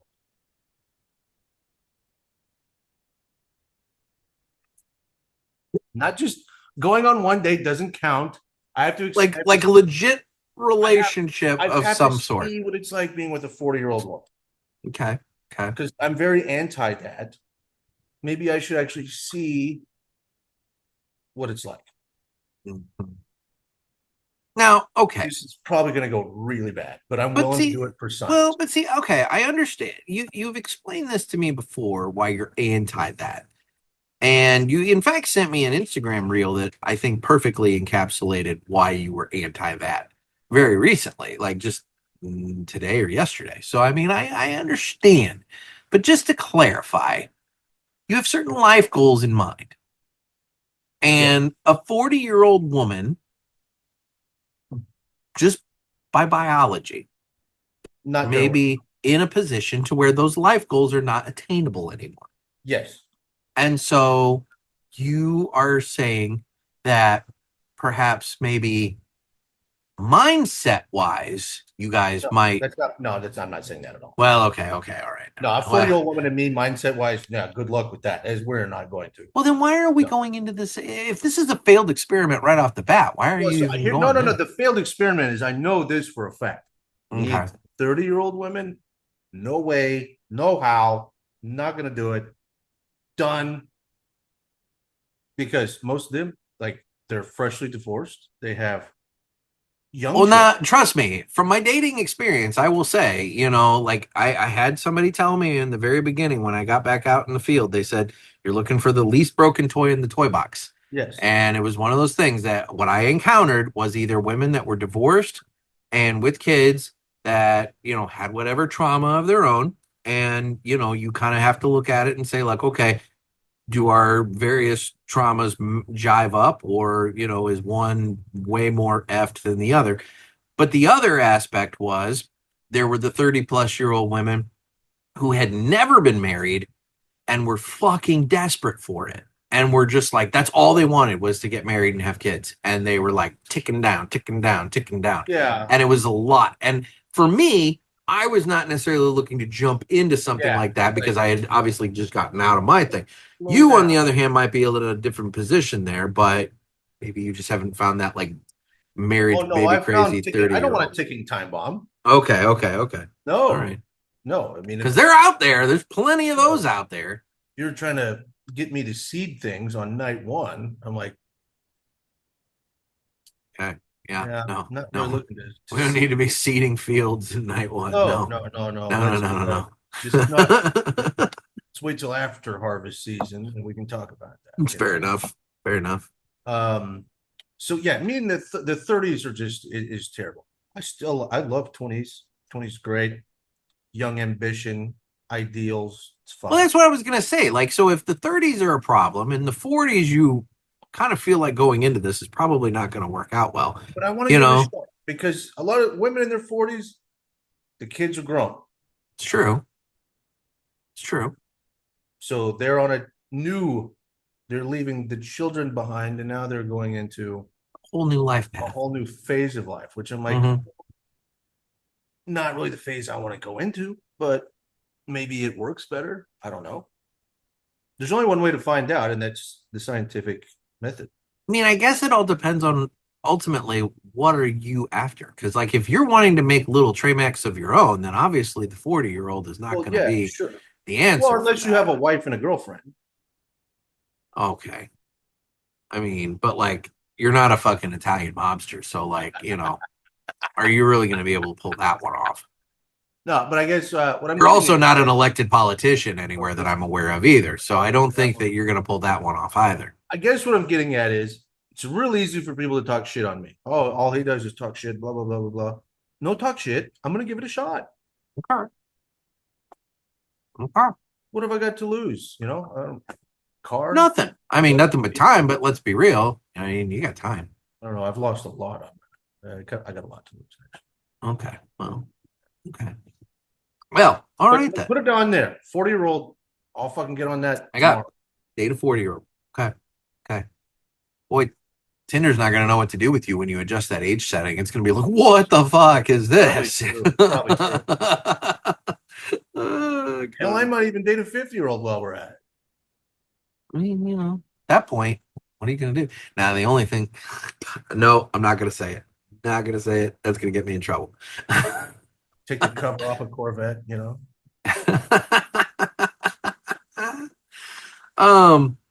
Okay, so I have 4 as well. Mine are, you know, whatever. So I said I wanted to read 12 books. Since 26 failed, I'm shooting for 12. For 12. One a month. Literally one a month. If I can't pull off one a month, then what the fuck? I mean, like, you know, 12. If I can do 12, I'm going to feel happy. Well, I still have more weight I want to lose.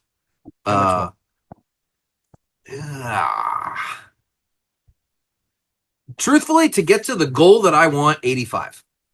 85 more. I am not going to do all that this year. There's no way that gets done. Do half of that. Well, that's my point. I can try for half of that. There's no way I'm getting all that done in 1 year. That would be. If you did, I would say that was probably unhealthy. that would be obscene. I was gonna say I would have cut off a limb in order to accomplish that. What, another you know, 40? that's totally feasible. You know, so yeah, so you know, I've got more to go, but we'll get there. Um, the other two, so I used to draw. I was always, as a kid and all the way up through high school, I enjoyed drawing, and I liked it. It was fun. I did it all the fucking time. End of high school, kind of like, you know, once you kind of start getting a little social. Well, some people got social before the end of high school. I did not, but whatever. I got social at the end of high school. Then I get into college, and from there, all sorts of things took over life, and so I kind of got away from it. And it's one of those things that every once in a while I'm always like, I need to do that. But then when I sit down, you know, with the intention of doing something, the muscles are so atrophied from like all the years of not doing it that suddenly it's like it's hard again. And I'm like, well, this sucks. I'm not as good as I used to be. And so then I get frustrated and I stop. But I want to get past that. So by God, this year I'm going to put pencil and pen to paper, and I'm going to create some you know, art. I'm gonna draw this year. I don't know what. I'm not gonna you know, who knows? Who knows? But before it's all said and done, I'm gonna have my 2026 portfolio put together of this is what I did this year. Dude, I I'm know gonna some do that. cartels. You could probably get some money out of it. There we go. I get my $5,000 pieces in a little gallery in Kansas. I swear, you should totally make that part of the goal. I mean, I could use the money. I will say that. And I don't care where it comes from. Hey, if I don't know, I can't Yeah. feel guilty, you know, whatever. Especially if you're not in Kansas, you have no idea who bought it. No clue. Some guy bought my art and we moved on with life. They can torch it, whatever. I got Yeah. $5,000 for it. The other thing, and this is the nerdy one. This is the one that it's like, it's nerdy. But so Dave, the Smoking Butts Dave, he came by here New Year's Eve to grab a few things. He was up in the St. Louis area for the holiday because I guess he and his family, they get a hotel room downtown so they can watch the fireworks and shit and everything. So that's nice, you know. But he swung by here. He had a buddy with him, and of course, you know, when you come to my house, the thing that these guys all want to fucking like, you know, it I don't know what it is. It's like a freak show. They have to like point and laugh at the freak. They have to see my garage so they can see all the comic books. Yeah. And so his friend is like, oh my gosh. And I'm like, yeah. I said, they need to be organized. I said, they're not like about not even a half. I would say probably like more than a third, but less than half are organized. The rest of them, it's just fucking random shit in boxes just because like over time things accumulated and whatever else. Mhm. So my goal before this year is over with, I'm going to set up some folding tables in the garage when it's nice out, and I can have the garage door up and I can like, you know, be out here without heaters. And I'm going to just over the course of God knows how long, I'm going to get these fucking boxes organized, and I'm going to start parsing through and figuring out what I want to keep, what I want to sell, and then figuring out the proper process of selling in order to make maximum dollar on these books. Because I like it. I feel this has gotten out of control. I have plenty here. I can pare it down. And quite frankly, Dave and I have talked about it, and some of the stuff I have out here, he's like, and I probably shouldn't say this on a podcast where like anybody can fucking hear it, but he's like, you probably have enough out there that like if you sold it in a proper way, and let's be real, that's going to take some time. You're not going to like find one dealer that's just going to come in and buy it all in a lot and give you the amount that you want for it, because they're going to turn around and resell it. He's like, but if you sell it yourself properly, you probably could take care of your mortgage with what you got out there. So it's like, that'd be nice. It'd be super nice to get my books organized in such a way that I actually could look at it and be like, all right, how much can I realistically make with this? And go from there. So we'll see. We'll see. I think that's a hell of a good one. So those are my 4. I want to read. I want to lose weight. I want to draw. I want to get my comics organized. Dig it. There you go. Mm-hmm. I think these are good. I think so. I think they're positive. I think they advance our lives along in positive ways, and I think it can be done. All right. Well, let's move on. Let's do this. Let's do the. I'm trying to keep us on track here because we're at an hour 33, and you and I have the habit of going like 3 hours. Yeah, I know. Yeah. It's time for the Villiger Cigars Entertainment Report, brought to you by Villiger. Villiger Cigars, one of the leading cigar and cigarello manufacturers in the world, founded in 1888 and still family-owned and operated. Head over to VilligerCigars.com and check the store locator to find a shop near you that carries them. We guarantee that Villiger Cigars will be a wonderful addition to your humidor and cigar rotation. I don't think you could hear that, and so I was playing the Villiger thing. So what are you doing? I think he left. I think he was telling me he was leaving. Oh, no, he's still there. Okay. Sorry. I don't think you could hear that. I was playing the Villiger thing. So what are you doing? No, I said if you're watching YouTube, I'm sneaking away. Oh, yeah. Oh. Villiger. So, okay. Have you watched anything? Have you listened to anything? Have you been entertained by anything? Okay, yeah, I actually have 2 this time. Okay, good, because I have like jack and shit. I mean, I in all fairness, I've had my son since the last recording, and I have my son extra this weekend for personal reasons I'm not going to get into. That, whatever. But the bottom line is I have my son extra time this weekend, and so it has resulted in a lot of Clifford the Big Red Dog and Storybots. So, Clifford's the typical, oh, dude, Clifford. We're all about the Clifford in this house. So, the only thing I have managed to do is I did watch my wrestling Saturday night after he went to bed. But otherwise, that's about it. So, You just inspired me. okay. Because, Did you want- I probably should have put this as a resolution. I want to make T-shirts. I want to start making T-shirts. Okay. And, you said, Clifford. Yeah. I like doing spinoffs. Okay. So instead of Clifford the Big Red Dog, Yeah. Stifford the Big Red Dog. All right. We'll add that. You can add that to your list. We've talked about your T-shirt idea list before, and some of the ones that are on it, and you're like, how do you go back to it? And you're like, what the fuck was I thinking at that moment? But there you go. So Here's one that happened live. Stifford the Big Red Dog. Stifford the Big Red Dog. I don't know if that'll be a T-shirt or a children's book, but that's something that truthfully I've thought it's like, because that's one of my like ultimate like bucket list life goals is I want a book. I want to write a book. But for the life of me, I don't know what I want to write about. Like, it's one of those things that like, I know I want to do it. I would like for there to be a book with my name printed on it as the author, but that's all fine and good. But like, what the fuck do I write about? What do I write?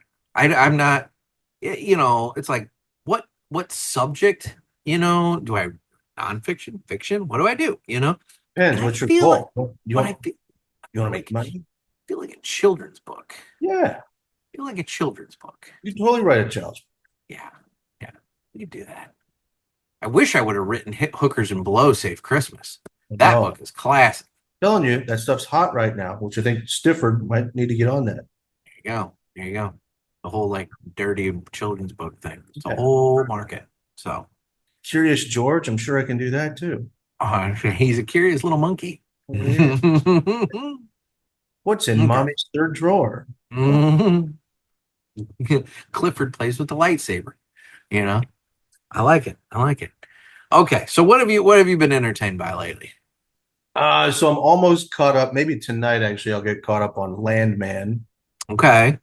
second season. I love that. I love Landman. Yeah. I have not watched it yet. It is on my list. If I go right now to my to-do list, I have where is my to-do? There it is. I have a list of shows to catch up on, and it is the third one on the list, just underneath Tulsa King, because I've already started Tulsa King. I watched the first season of that, but I haven't watched any of Landman, so it's like, okay. I like Landman. I like Billy Bob. I finished Mayor of Kingstown, which was great. another one of those Taylor Sheridan shows, And it's mostly filmed in, or a lot of it's filmed in Pittsburgh.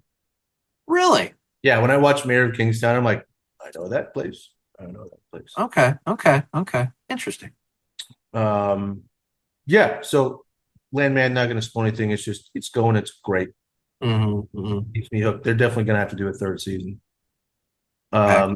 And then I was very pumped on the plane last night to watch a movie that I've been wanting to watch, and it was available. Okay. So I'm pretty excited because I think the greatest actor of our generation is Daniel Day-Lewis. Okay. I love every single thing he's ever done. Lincoln was really good. The man's Yeah. ability to create a character. It's top notch. There Will Be Blood. I mean, my God. Yeah. Gangs of New York. He's just really good at adapting to whatever he needs to. Okay. So, and he only does a movie like every 7 years. So it's like He technically, I think, said that he was retired, but like I think I heard somewhere that like somebody's got a script and they're like thinking that he might be curious enough to come out for that one. So the fact that he did a movie that came out in this past year, I was like, holy shit. Okay, that's a big deal. Yeah. Yeah, I have to watch. I've been wanting to watch it. Finally, it's on the plane. It's available. It's called Anemone. Okay. And he's Irish in this movie. And so again, like he's got the ability to pull off anything. I'm super pumped. The movie's an interesting, very hard look at real life shit. It had so much ability to be like a really, really good movie. Plus, you add Daniel Day-Lewis. He can take this to a whole nother level. It was by far the worst Daniel Day-Lewis movie of all time. Oh, no. Like, they didn't let him be who he could be. Yeah. And the writing, I was like, dude, the overall idea of this life picture that a lot of us very well could go through things similar to this could hit everybody's heartstrings, could be like very impactful. And they just left so much on the table. And it sucked. It fucking sucked. That was so mad. That sucks. That's so mad. I hate it. But God, that movie had so much potential, and it just sucked on all levels. And it really disappoints me for Daniel Day-Lewis because literally everything he's touched has turned to gold. And this time I'm like, that's why no one's talking about this movie. Yeah. I didn't even know about it until you brought it up just now. Well, I didn't even know about it. That's the thing. I hadn't heard anybody say that it sucked. Yeah. But I just had not heard anybody say a peep about this freaking movie. Sometimes it's a case of if you don't have anything nice to say, don't say anything at all. Yeah. And then I watched it. I'm like, oh, well, man. Okay. Could have been something, but well, nothing. And again, it just kind of goes back to like, I don't know, movies just suck these days. Like, and I don't know whose fault that is. I really don't. I think we all share some of the blame. I definitely think the movie going public shares some of the blame because let's be real, they're throwing their money behind these giant, CGI effect things, and that's what the companies are putting out, and thus the little character pieces really don't get a lot of play. They definitely don't get play in the theaters. So then that's where the streamers are kind of picking up stuff. And you see some things going there, but like, I don't know. And in all fairness, some of these companies are putting out some really good TV shows, and they're bringing on the bigger actors for the shows, like Billy Bob Thornton and Landman, for example. There's Paramount coming in saying, "Hey, instead of a movie, we want you to commit to a series, and we're going to do that." And it's like, so that there's something to be said there too. But yeah. Which I'm sure if you're an actor, that's probably appealing because number one, it might pay just as much now. If not better, especially if you end up getting like royalties and everything like that over it, And then on top of it, like you have time to actually do character development if you enjoy your craft. So in movies nowadays, I'm like, there's no character development. It's just no, because I mean, shit. When you look at, dude, you look at some of these shows, like you're talking about Landman. I've mentioned Mary Kingside. There are all these different shows. You look at these and you're like, okay, the amount of character development that took 8 episodes, so let's say 8 hours worth of time. How do you condense that into a 2.5 hour long movie for? And then think about that for a minute. We're talking about a 2.5 hour long movie at a movie theater, and we're like, oh, well, that's a short movie. Fuck, dude. 20 years ago, movies, if they were 2 hours, were a long movie. I know. It's like you had an hour and a half, and that was it, you know? People used to be able to tell a story in 90 minutes. I mean, shit. The finale of Stranger Things was longer than a lot of movies that came out 20 years ago. Don't get me started on that. We're gonna leave that one alone. I watched it. I'm not happy. Really? I have a few plot points that I thought were a little strained. And maybe some forced social things that Well, yeah. Look, that was coming. You could tell that was coming all the way back in season 4. It was like, really, did you just cram it down our throats? Yeah. I mean, they did. They like, did, you could have played it out to where, like, we all know that's the show. Yeah. Instead, they made it a point to be like, there's so many other things that could have been a point that have been great. We missed, like you said, there are some pretty major holes. Mm-hmm. Instead, we took our time to make this a spotlight instead of actually putting the story together. I know. Oh, the whole thing pissed me off. I know. I just want to know, okay, all right, for anybody who hasn't watched the Stranger Things finale, first of all, you probably should have by now because the internet's filled with spoilers all over the place. But if you haven't, maybe skip ahead. But my question, though, is all this goes down. And then comes up the little card that says 18 months later.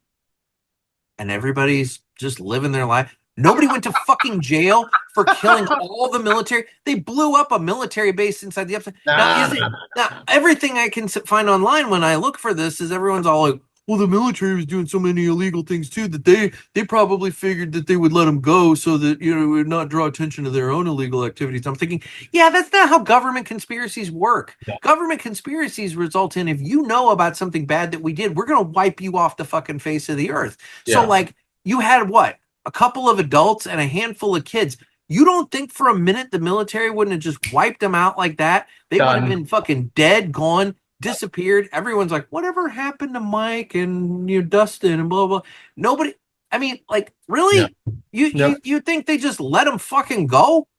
I mean, I'm sorry, but like that was one of the biggest plot holes to me was like they are literally being held at gunpoint by the military when the portal the thing collapses, and yet that is the fucking thing that like doesn't get explained is how they get out of it. I don't know. Again, poor storytelling. They just knew we would buy it no matter what. I don't think they had an answer for that, and so they just figured 18 months later, or the answer would have not been the answer they wanted to give. Maybe. I don't know. I think it was bullshit. I personally find that to be the biggest glaring bullshit thing. The other thing, and this is an interesting thing. Did you notice at the end? So, like, at the graduation, the mom is all ripped up with the scars from her fight with the Demogorgon, right? When she comes to the door, when they're playing D&D in the basement, she comes to the door and says, the lasagna's getting cold. What didn't she have? She didn't have any of the fucking scars. She's wearing a green top. She didn't have any scars. No. So that leads me to this theory that maybe we were all fed a dream. We were all fed the D&D campaign. And that all of this was a fucking D&D campaign, and none of it happened. And these guys were just in the basement playing D&D together this whole time, and none of it fucking happened. I honestly did not think about that. Now, here's the other thing to think about. And this, I went down a rabbit hole on this because I know that I've been on a rabbit hole with this one. So, episode 1, season 1, the mom comes to the door and says to Mike, like, hey, you guys come to dinner, wrap it up, whatever the hell you're doing. He's like, we just need 20 more minutes. And she says something. He's like, I didn't know it was going to take 10 hours. Meaning their gameplay for that day. When you add up the runtime of all the episodes of season 1, It's 10 hours and 20 minutes. no shit. So, I didn't even think about any of this. So, dude, we may have been watching 5 seasons of a fucking D&D campaign, and it's just a dream. Which is interesting. Which would also explain some of the plot holes a little bit. If you've Yeah. got a fucking teenager telling a story, of Yeah. course, some of it's not going to quite jive, you know? But there you go. Huh. Mm-hmm. So, yeah. It's at the point now, and I hate to do it because I'm like, I just got done binging through season 5. Part of me is like, man, it has been a while since I've done a Stranger Things watch. I watched seasons 1 through 3 right before season 4 hit, which was fucking 2022. Mm-hmm. That's the thing that pissed me off about that show, was the amount of time in between seasons. And I think that's a problem, not just with Netflix, but all of them. And it causes a problem with the way the characters look. Well, yeah, they put out seasons, and like instead of like filming the next one as the new one is being released so that you can have a consistent release schedule, it's like they put one out and they're like, okay, now we're going to take 2 or 3 years and then we're going to film it and then we'll put it out. And it's like, well, okay. So you mean to tell me these kids that looked like this? Well, 9 years fucking went between season 1 and season 5. Yeah. I mean, Millie Bob Brown is straight up fucking married. Yeah. She's probably got an OnlyFans. Maybe. I don't know. But whatever. But it's fucked up. It's fucked up. So anyway, so yeah, there's the theory. Maybe we watched a D&D campaign and play. I will admit, and this is the nerd in me for a moment, there was one summer in between, was it 7th and 8th grade? I think it was between 7th and 8th grade. Me and a couple friends, we played D&D like all the fucking time that summer. Yeah. That was my D&D summer. And I will admit, watching them playing at the end and everything else, it's like, man, that was a fun fucking summer. We had a good time doing that shit. And it's like, I wonder, I wouldn't even begin to know where to fucking find it. I mean, I know there's shit online all over the place and everything, but I'm not going to fucking just jump into some shit. I haven't played D&D. I mean, fuck, that was 7th and 8th grade. I mean, shit, that was over 30 years ago that I would have done that. I mean, shit, I think that was 3rd edition. I don't even know what the fuck they're up to now. So, I mean, like, yeah, it's a whole different thing, but I will admit, it got me nostalgic for my D&D summer for a moment. I get that. Yeah, but whatever. So, yeah, so that's what I've been watching. Do you have anything else, or was that it? I think that's the main. I wasn't going to bring up Stranger Things because I get so pissed off. Well, I brought it up, but I didn't talk about it in the last episode because I'm like, it's brand fucking new. It's like, I'll let it be. But yeah, so, okay. All right. Well, we'll get off of Stranger Things and we'll do this now. Guess what, motherfucker? It's time for 3 cigars we smoked and enjoyed this week. And we'll make it nebulous. We'll make it nebulous. It doesn't have to be this week. It's been a minute since I've done this segment. I had to go back a little bit because I haven't been smoking a lot right now, just because, like I said, I got the kiddo and I only have fucking 2 listed there. I need to find a 3rd. I was pulling my list together for this episode and I just realized I stopped 2/3 of the way through. So what have you smoked that you want to highlight? Not from JRE. I mean, you could tell her whatever the hell you want. It could be JRE, it could be anybody. But so the one I'll tell you, the one that I'm kind of salty over. I love the cigar. Yeah. And I feel like something must have happened because we all know how aficionados lists work. Oh, yeah. And we were fortunate to be number 25 on there without giving them anything. So we made our debut. Let me know when they come knocking on your door asking for they've done $10. multiple times already. So I know this is just another. This is another attempt. Very cool that they actually put us on the list. I know, you have to be like proud about it, but at the same time realistic. And you're like, yeah. And that cigar definitely deserved to be on the freaking list. It did. I mean, now in all fairness, you guys also got what was it in Cigar and Spirits? Was that It number got 8? number 8. Yeah, I got Number number 8 8? on Cigars and Spirits. I'm like, oh, I see it Yeah. does. It should be on these lists. Yeah. And then Should have been higher than 25. Let's put it that way. yeah, we know what they're doing. Mm-hmm. And then Fuminoche got number 13 on Coops, There you go. which again, like I'm like, all right, well, Coop is actually independently doing stuff. So it was weird. He hadn't really talked about Fuminoche. So we were kind of shocked that's what he chose to put on the list at 13. It was like, well, that was kind of a shock. That was from like last year. That was a new cigar last year. Mm-hmm. So it was cool to at the end of the year get on some lists, get some awards. That was awesome. Yeah. But it came down to like the number 1 cigar for CA. And I was like, well, judging by what's on this list and what's missing from the top 10 at that time, Yeah. I was like, there's a company that should be in the top 10 and a cigar that probably deserves to be in the top 10 in my point of view.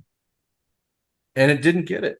And in fact, that company did not get a single cigar in the top 25, which then led me to believe that some shit went down.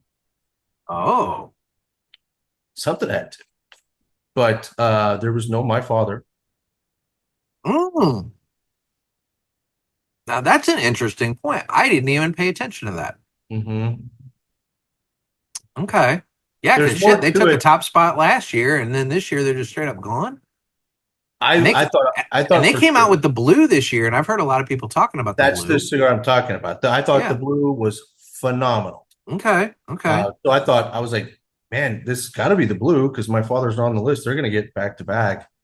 And then it wasn't them. And then they weren't even in the top 25 for any product.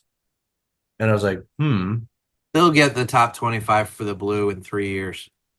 well, it's probably an after show conversation.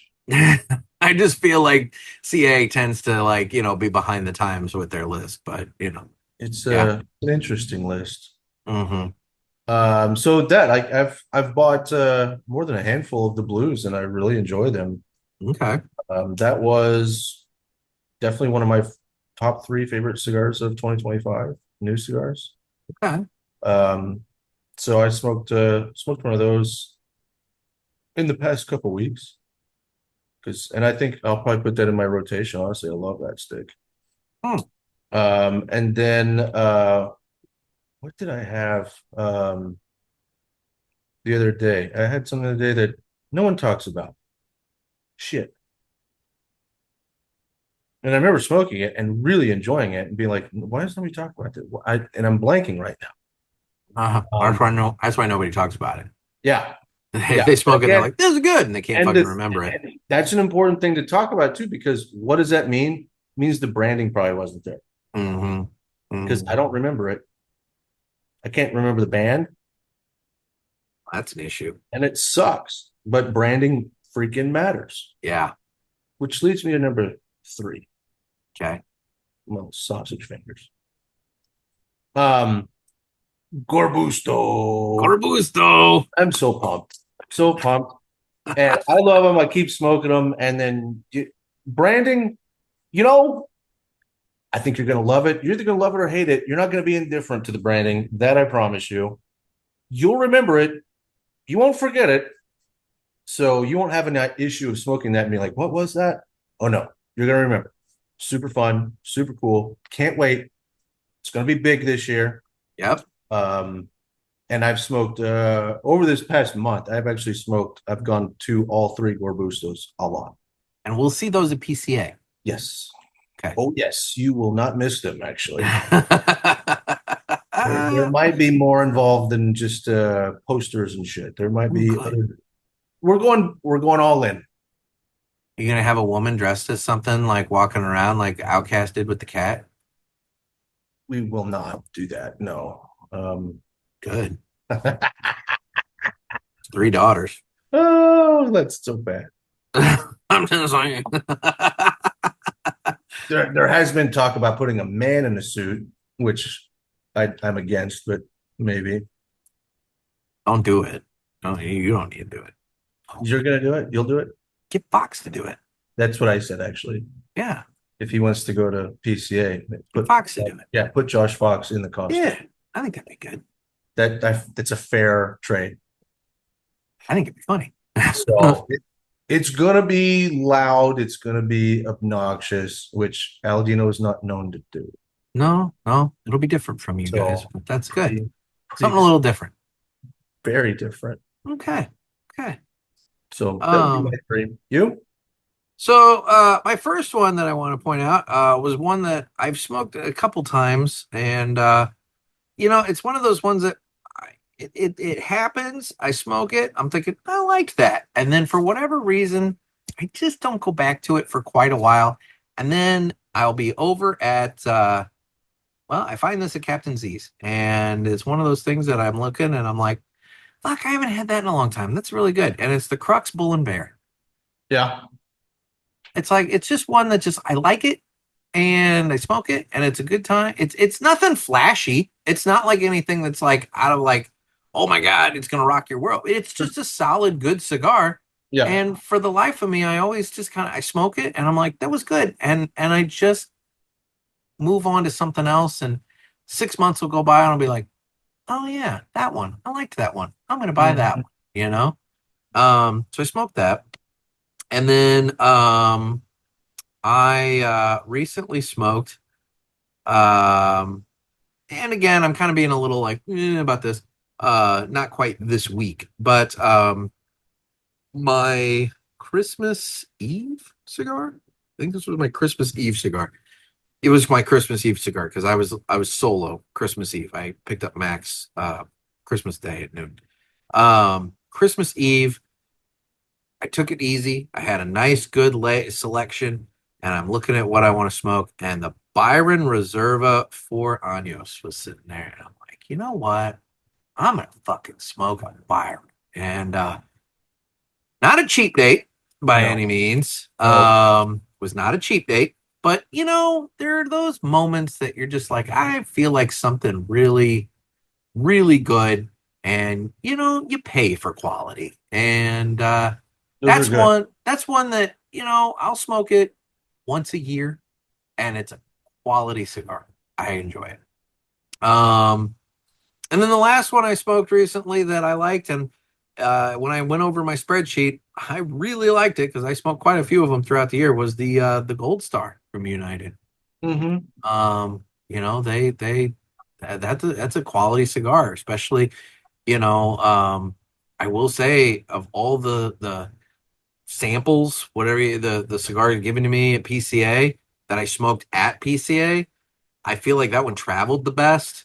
That was the one that was given to us at the comedy thing that one evening, and that thing fucking smoked wonderfully that night. And but even now, like, just to sit and smoke it, I feel like it starts off on a mild plus, but by the end of it, you're at a solid like 7 in the strength and everything, and it's a good cigar. It's got a lot going on for it, so I liked the Gold Star. So that's why I smoked. So, well, buddy, we're right at 2 hours, so I'm gonna go ahead and ask you, since you are all in on the social media this year, where can people follow you and see these 500 posts this year? Trey Mac Travels on Instagram. Trey Mac Shipley on Facebook.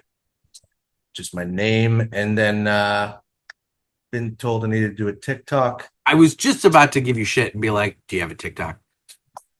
So I have a TikTok, and I've had a TikTok for a long time.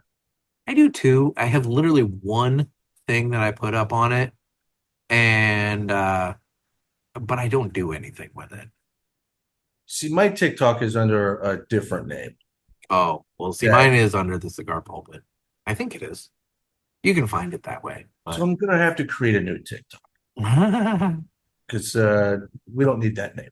Mm-hmm. So I'll probably Trey Mac Travels TikTok, but not there yet. But needs to be there probably by the end of the week. Florida's King Dong is not the account people should look up.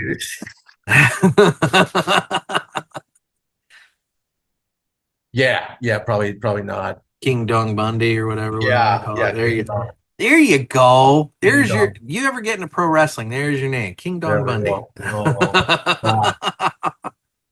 And I'll have to Mhm. wrestle with like a 3-pound lead pipe in my pants. Yeah, exactly. You get the black singlet, Yeah. go all like that, get a hairy chest, and just be like, King Dong Bundy with the freaking giant And 3-pound that's my pipe. finishing move. I pull the pipe out. I'm gonna beat him with the pipe. Yeah. But like all of my victims that I hit, they never remember. Yeah. So when they fight me again, they still think it's my actual cock.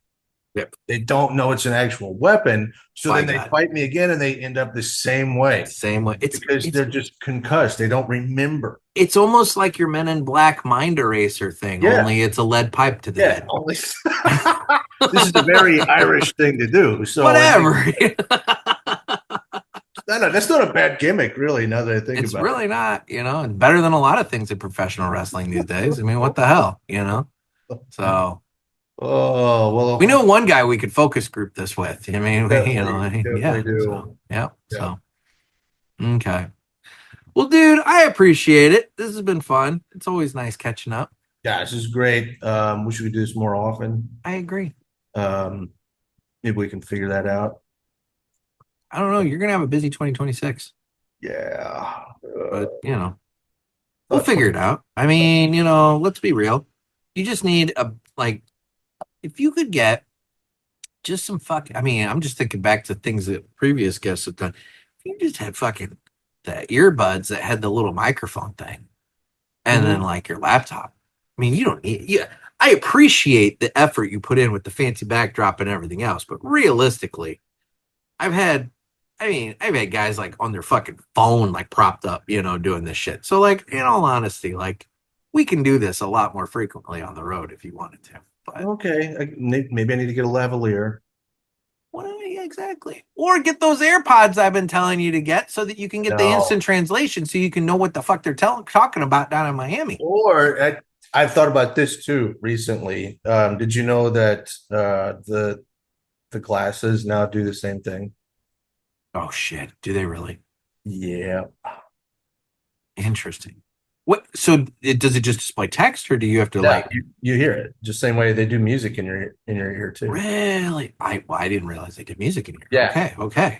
Yeah, these I'll new begin. like the Ray-Bans. Yeah. So you can do all your social media from your But glass. if it's playing something for you to hear, and I'm standing next to you, You're not gonna hear it. I don't hear it. Nope. Interesting. It's crazy. Okay. I went and tested them out the other day, and I was like, "Uh-oh." They did have them when I got these glasses back in July. They did have them at the glasses store, and I looked at them, and the gal told me about them, and I was like, "That is so not something I need in my life." Yeah. I just said no, but interesting. I wouldn't have thought it was something I needed either. It was actually another rep that I was talking to that does really good on social media. Mm-hmm. And I was like, so like your videos are like different. How do you do your videos? He's like, oh, my glasses. He's like, I just walk in and hit record and it records my voice and sees what my eyes are seeing. He's like, those are what my videos are. Interesting. And I was like, really? And he goes, yeah. He's like, I wear them every day. Huh. Yeah. Well, and then when I went and that looked could at up your social media game quite a bit. Yeah. Click, click, click.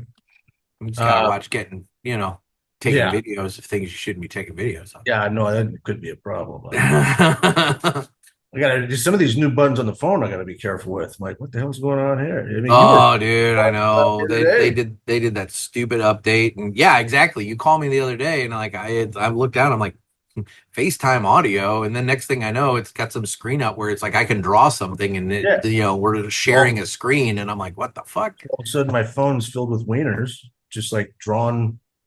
I only did one cock and balls, but then I sent you boobies too, so it all worked out fine. I balanced it. Yeah, you were like, oh, of course, there it is. Yeah. I'm like, well, okay, I'll send him some, cartoon boobies too. It worked out. So I don't understand. I got to be careful with these new buttons. Yeah, no shit.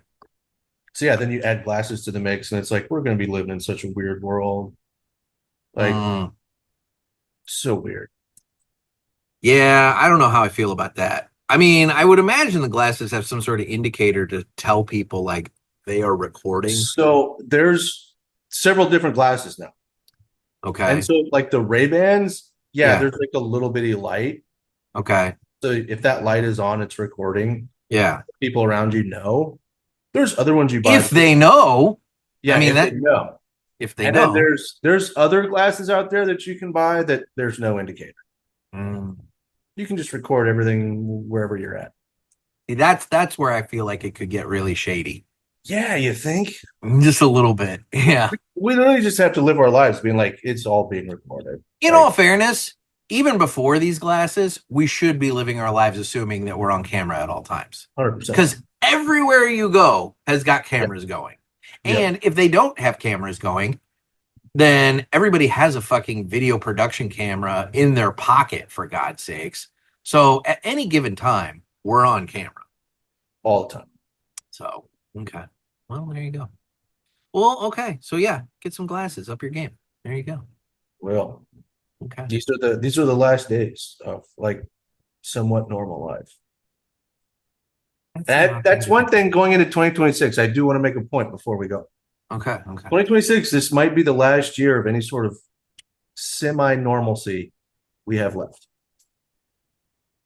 Between where AI is going to be at the end of 2026 is going to be batshit. Dude, it's already the point that I question we're about to cross some major thresholds. We're like, yeah, okay, all right. And that'll probably be by the end of 2026. And then you got artificial general intelligence, which some people say is 2 years away, some people say is 10 years, but it's going to happen. It's in there somewhere. And when we hit that, then we don't know the next step after that. That's what we don't know. We don't know what happens the step after that. Awesome. Exciting. Artificial general intelligence? Yeah, that's when it hits human. That's when they surpass humans, basically. Oh, okay. That's when Skynet takes over. Yeah, which is funny because then the robots are coming at the same time. I mean, Elon's making like 1 million robots. Why? He's a nerd. Why doesn't he understand? He's creating the Terminator army. Well, I think judging by the things Elon does, I think he knows if he doesn't have something ready to go, somebody else is probably already doing it. Okay. I think he thinks maybe his Terminator bots will help the humans. He says that he's trying to be on the good side. I kind of doubt it all. I think we're all going to end up under the artificial foot before it's all said and done. Yeah, and people were like, well, but there's no market for these yet. And he's like, there's going to be. He's like, making the robots the easy part. The rest is software. Yeah. So he's like, why would I not make 1 million of them right now? And then he seems to think there's going to be billions of robots, not millions, billions. Huh. So that's like pretty soon. Boy, humanity's gotten too fucking good for its own good. Yeah. Steering wheel, going to be a thing of the past. See, I don't like the automated cars. There's something about that. You're not going to have a choice, buddy. I know. Well, I'm fine. No, okay. To some degree, I'm okay with that. I don't like the idea of putting automated cars on the same road as human-powered cars, because human-powered cars, you have a human being behind the wheel, and the human mind is fucking chaotic. And I'm sorry, I don't care how good an AI is, they cannot predict the stupidity that you see on the road on a daily basis. At some point, someone will do something so completely out of left field that an AI will not be able to have predicted that, and it will be an issue. And so I almost feel like you have to go fully automated or not at all. So I'll say this, in this past year, renting cars all the time. Mm-hmm. There's been twice this past year where the computer saved my shit. Okay. To where Well, that's nice. It reacted faster than I did. And both of them would have been terrible. I don't think that's necessarily a problem. The automatic braking, I think you're talking about. No, steering. Oh, okay. Okay. Yeah, I almost hit a 8-foot ladder going 85 miles an hour. That would have been bad. And the computer saw it before I did and navigated me around it. And Husto was with me. And he knows that whole time. I was like, dude, this car drives itself. I'm not doing shit, just so you know. Yeah. And when the ladder thing happened, he turned and looked at me. He's like, you fucking did that, right, bro? You did that. And I go, no, I did not. I did not see it fast enough. So had it not been for that computer, I would have smoked an 8-foot ladder in the middle of an interstate. That would have been bad. Horrible. That would have been really bad. So there's a ladder, and there was another time where it was a semi tire in the middle of the interstate, and the car in front of me swerved around it because it saw it. Yeah. Which then allowed me. But you're the following car, so then you're like, what did they do that for? And then at that point, it's too late. Oh, yeah. And the computer fucking did that too. Huh. And I was like, okay, well, there's 2 times this year. Okay. And so it's coming. And that's one thing when I bought my car like last week, I kind of like wanted like an engine that was fun, because part of me is like, this might be the last one. Might be the last one you get like that. So have one that's serves your purpose in life, but also is as fun as it can be. Yeah. Because this might be it. Might be it. So enjoy 2026 is what I'm saying, because okay. Well, like I said, I pointed this out in the last episode, and I think I pointed out to you earlier. I don't know if we were recording or not. I can't remember. But the astrology says that 2026 is going to be a good year for me as a Sagittarius. And so, I'm hoping that's the case. Are you fucking serious? Hey, dude, Instagram, for whatever reason, has been feeding me so much fucking astrology shit. I have no idea why. And check your estrogen levels. I really don't know.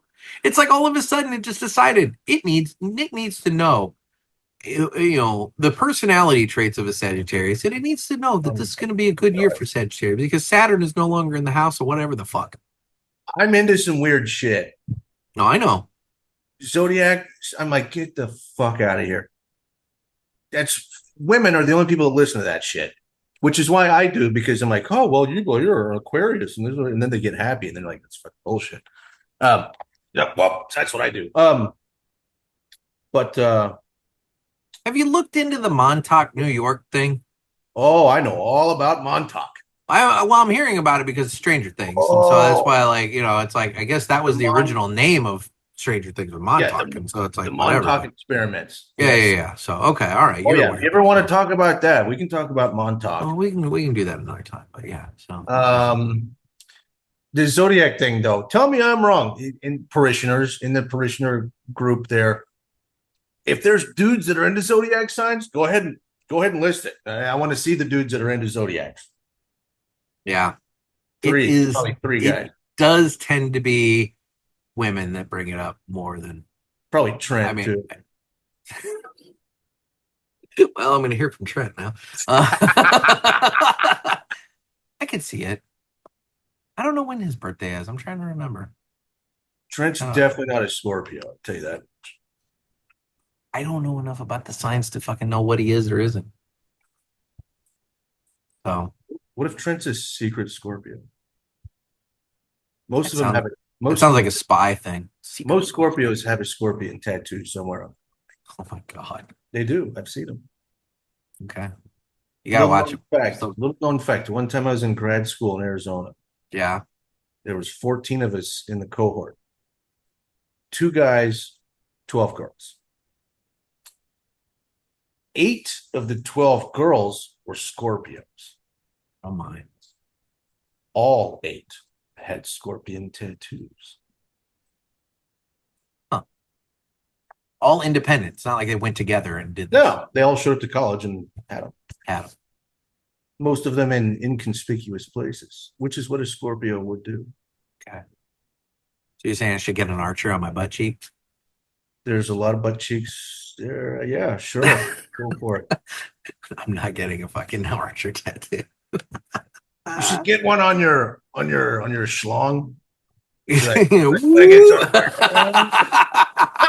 oh fuck, that'd be funny. It's like he's like, and then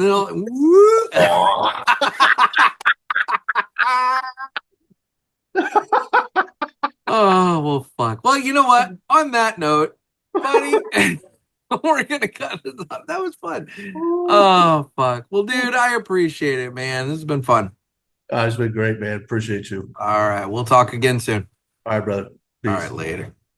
And I really want to thank Trey Mack for taking time out of his day to sit and talk with me for a little while. I always appreciate that. And yeah, we'll catch up with him a little bit more this year. I think we're gonna try. We're gonna try to catch up with him a little bit more this year. All right. Well, I am available on the socials on Instagram at the Cigar Pulpit. I'm on Facebook where we have the Pulpit Parishioners group.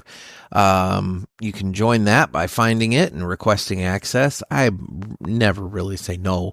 And then Twitter/X, and you can watch this on Rumble and YouTube. What else? Head on over to cigarpulpit.com to sign up for our free newsletter. That'll be launching here in just a little bit. So, if you want to get in on the January one, the launch one, go ahead and head on over there and sign up for that, and we'll go from there. Speaking of cigarpulpit.com, and the Cigar Pulpit Parishioners group on Facebook, you can now vote for the Parishioners Cigar of the Year 2025 by heading over to either or. I have a post on cigarpulpit.com with an image. You can just click the image. It'll take you right to the ballot. If you're on Facebook in the group, there's a pinned post with the ballot, and you can cast your vote and decide which cigar that listed was your favorite of 2025. We had, I believe, 20 nominated cigars this year. So, just go on there. I think it's a Google form where you basically rank 1 through 5. You're going to rank your top 5 favorite cigars, and basically at the end of it, I tally up the votes and do the math, and we figure out who you guys chose as the number one cigar. Again, this is all listener based. I don't make any additions to the list or nominees, and I don't cast a vote. This is 100% you guys. So this is a listener and consumer driven list. So head on over there and cast your ballot. And the voting will end on it will end. I literally just did this, and now I'm blanking. Friday, January 16th. So Friday, January 16th, at end of day, the voting will end. So make sure you head on over there to cast your ballot here soon, so that you can be counted amongst the voters. Oh, and I need your calls for Ask the Pulpit. Call the hotline, area code 863-874-0000. That's area code 863-874-0000 with your calls, with questions, concerns, comments. Maybe you're a guy that's into Zodiac or astrology, and you want to tell Trey Mack that there are guys that care about that. I don't know. Anyway, head on over there and give me a call. Otherwise, guys, I appreciate you taking time out to listen. The soundboard has disappeared. I appreciate you guys. I'm a mess. Take time to listen, and we will catch you next time. This has been another sermon from the Cigar Pulpit. I'm Nick. Everybody, stay safe, stay smoky.